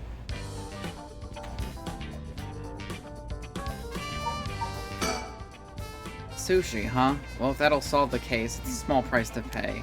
I'll just expense it to paranormal affairs later. So, how much have you been able to figure out? Well, I know what happened around midnight last night. Someone invoked the Feast of Shadows, which boosts the power of curses, then brought forth the 7 Mysteries of Hanjo. That allows even those who do not have the power to cast curses to gather soul dregs for the rite of resurrection. At least, that's my hypothesis. Sounds about right so far. And I'm sure you know, but there are actually 9 mysteries, not 7. When the Feast of Shadows was cast, the curse stones appeared before those who wanted the rite and the locales of the 7 mysteries. We've managed to gather 3 curse stones so far, including the one I got first, the Evergreen Beach. You got 3 already? Wow! We have the curse stone of the Fool's Procession. Well, Yako, the girl standing behind me, does. That's me, Yako, the girl standing behind Mio. She does? Is she alright? We could take it off your hands. Well, the Feast of Shadows has no effect during the day, and there's still something I want to find out. Alright, I'll leave the Fool's Procession with you two, then. Huh? You want to talk to me? You'd probably be better off asking Mio. Probably true, but I wanted to get your, like, you know, your feelings on it. What's the rope all about? It indicates where Jonuichi's body was found. They moved his body, but that's the way we still have an idea of how it was found. Yikes, that's a little gross. You can even see how his arms and legs are all... Ugh. Cool it, Ario, you're scaring her. This kind of stuff is a little much for a kid. Hey, I'm pretty sure she only asked because you were staring at it so intently. Forensics is still investigating the area. I didn't really want to bring these kids to a place like this, but there were too many onlookers outside for us to speak comfortably. Besides, it would be good to have Mio look around the scene too. Thank you. Please keep collecting the other curse stones. I'll be looking for a way to stop the Feast of Shadows. Okay, got it. That should make things go more smoothly. What about the other curse bearers? You running any of them? Well, last night at school... You were here last night? Yes. You see... Huh. The two were using a spirit board? That's so cool! So that's when you ran into the Curse Echo. I'm glad you survived the encounter. Somehow, we managed to get away without accidentally setting it off. The Curse Echo we saw took the shape of a woman missing an arm and a leg. What? A woman missing an arm and a leg? That's the one-sided reed. This is bad. Huh? What's so bad about that one? You idiot, think! The curse bearer of the one-sided reed is, fucking, what's his name? Nejima. Fumichika Nejima. He admitted it himself. That's his curse. Oh, that's right. Wait, but if that's the case, Nejima might have been here last night. What? I mean, it's possible he was lying to us, but... What? Who's Nejima? No clue.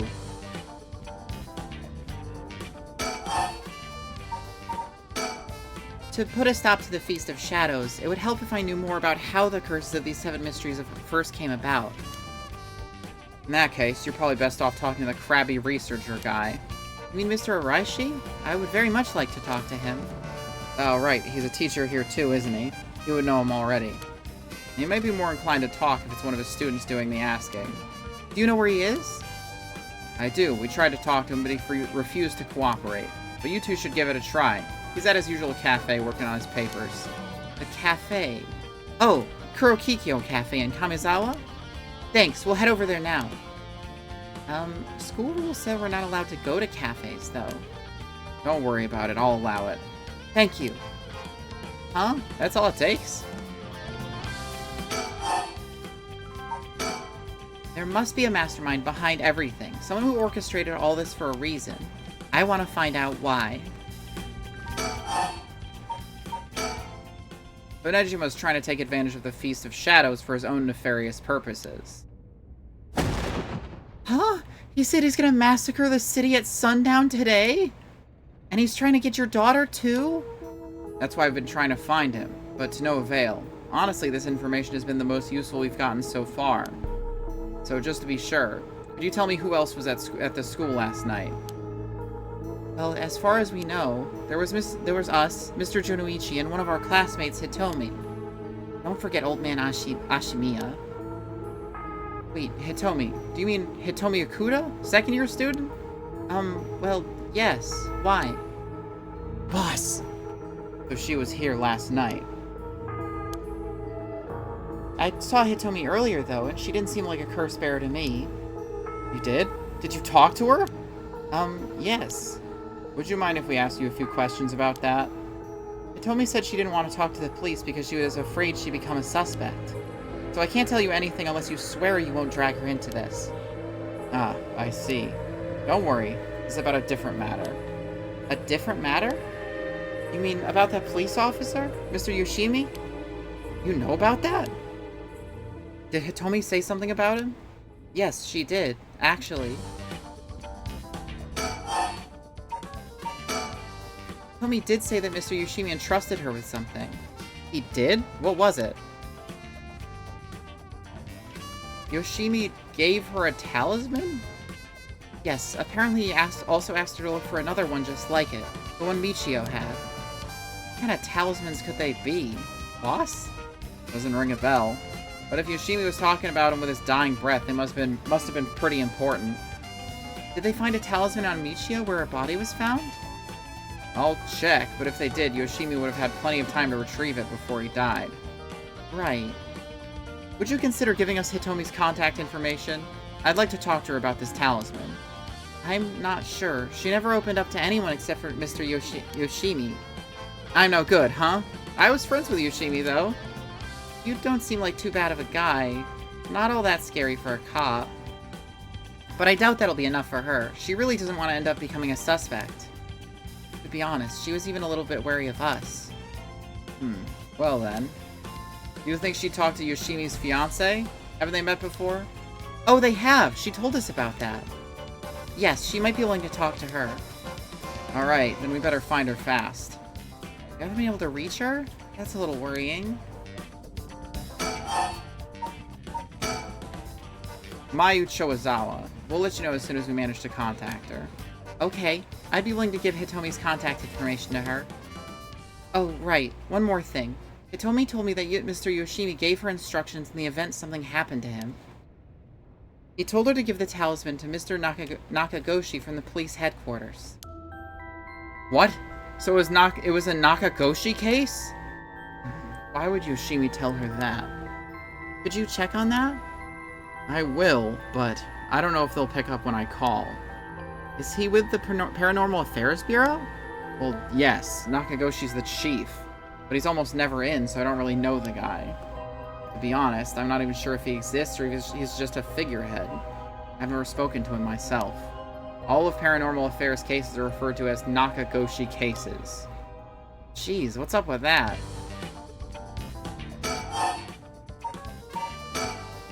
If we're talking about people who were at school last night, there was one more person, though I'm not too clear on the details. There was someone else? Apparently Hitomi actually saw Mr. Jonoichi getting cursed and killed last night. What? Talk about some vital information. What she said happened was... Michio was the one who killed Mr. Jonoichi? Are you sure it was really Michio that she saw? Well, that's what she told me. I wasn't there. That must mean there was another curse bearer here last night. Jonoichi was killed by a curse, so someone had to have been there, whether it was Michio or not. Damn, boss. You think it really could have been Michio's ghost? I mean, based on what we heard, she does have plenty of reasons to be vengeful. Calm down. Just because the paranormal exists doesn't mean just anything is possible. It's still possible that Neijima was behind Jonoichi's death. But what about Hitomi's story? About this janitor. Ashimiya, was it? How old is he? You know how long he's worked here? Huh? Why are you so interested in him all of a sudden? I only just transferred this school, though, so I have no idea. He's around 50 years old. He came to our school about half a year ago. No one knows what he did before, so there are all kinds of rumors about him. I see. Thanks. I think I'm starting to get a better picture of all this. Huh? Listen up.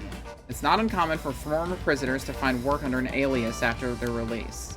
The notoriety attached to their former name can get in the way of proper rehabilitation, you see. What do you... No way. Ario, have the officers apprehended the janitor. He worked the night shift, so he might still be in the overnight room. Yes, right away.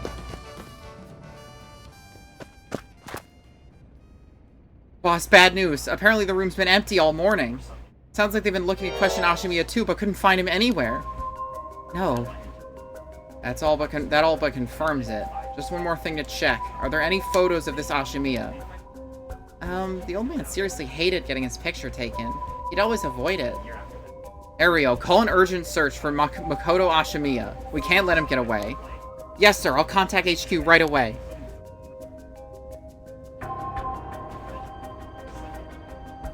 It doesn't look like you're contacting HQ. Oh my, I didn't expect this at all. Yeah, how could that old man have been some horrible criminal mastermind?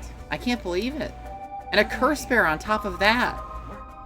To think he was so close to us this whole time. Ugh, gives me chills. A guy like that really shouldn't have been allowed to work at a high school.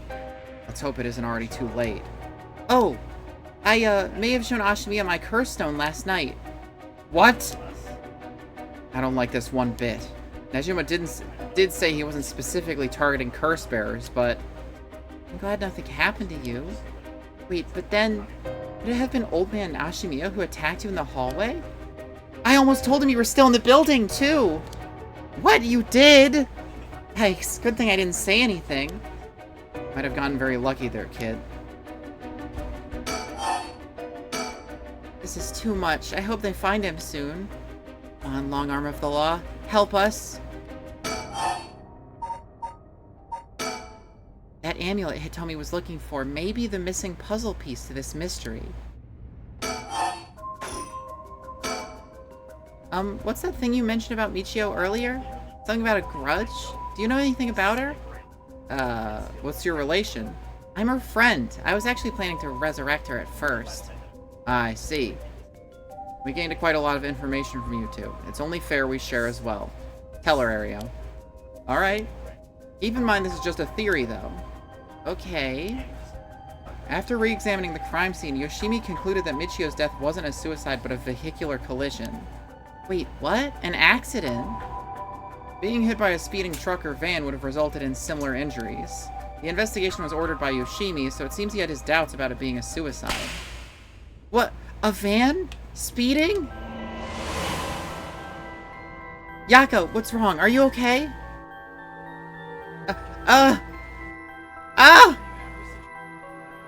Not the fast van! Oh, she's just, like, imagining it? A van. There's a young man in the driver's seat. In the passenger seat, a woman? Yako! Yes? Wait, was I? Are you back now? How do you feel? You're covered in sweat. Yeah, I'm okay, I think. Sorry, I went a little crazy there. It's no problem, as long as you're okay. That was quite a surprise, though. Yoshimi talked to you about Michio, didn't he?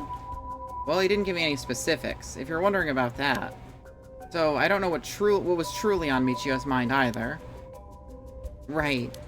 You have any idea why Jonoichi was so scared of Michio? Well, about that, I'm not sure exactly how to put this, but... I see. Well, I half expected it was something like that. Thank you for telling me. Sorry, it's hard to explain. I wonder what he got his hands on to be able to blackmail her like that. Michio, what happened?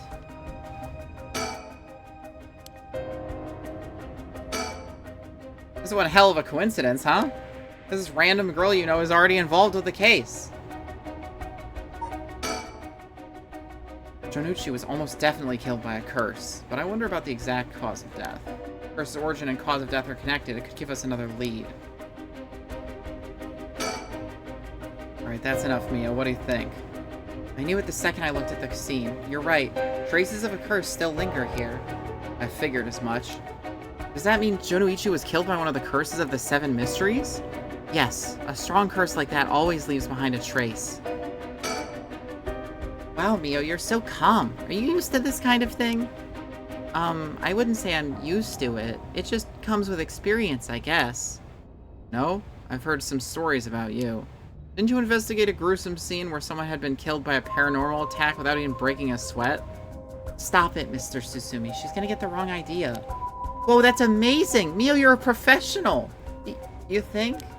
Totally, you're cool even in the face of death. That's awesome! When you put it like that, I'm not sure how awesome it is. Hey, boss, Forensics is calling. I'll go see what they have to say. Sure, thanks. Boss, they found this on the ground a short distance away from the scene. What is that? A ribbon? Yeah, the kind you use to tie up your hair. What? I've seen that ribbon before. You have? Go on, then. That's the ribbon that Michio always used to wear.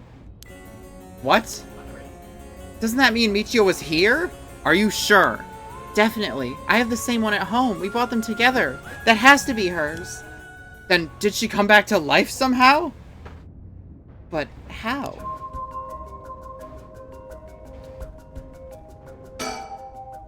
If I was Michio and I came back to life, where would I go? That's the question. Got a revenge on Jinochi, but she may have more revenge to dish out. Is there anyone else she'd have a grudge against? Well, what about the guy who killed her in the collision? She really did come back to life, and it's terribly sad she's spending her new chance at life like this. Being obsessed with revenge is such a tragic way to live.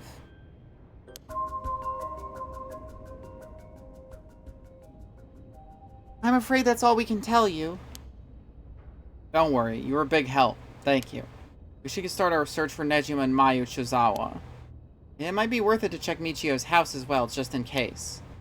Let's use the school as our base of operations. If anything happens, go to one of the officers hanging around here. Got it. Thank you, and good luck. We'll go talk to Mr. Araishi about a way to lift this curse. Alright, boss. Let's get going whenever you're ready.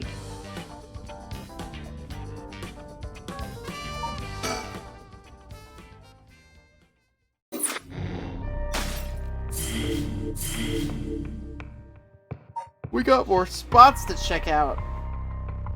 But my throat is starting to get sore from all that talking. So I think I'm probably gonna cut it here. Let me find somebody to raid.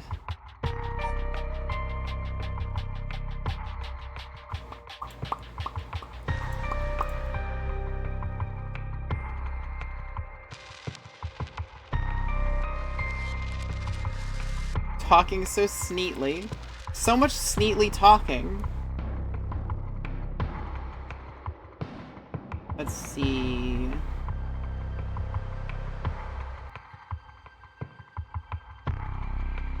And now, you know what? No raid tonight. I'll see y'all later. On Wednesday, we're going to be doing more... After rave reviews, we're going to be doing more horse race betting. I've just wanted you to hear you say sneetly for a bit. Well, I mean, sneetly can be arranged. It doesn't take much to get me to say stuff, as you've all seen. I'll see y'all later. Have a good night. Bye-bye.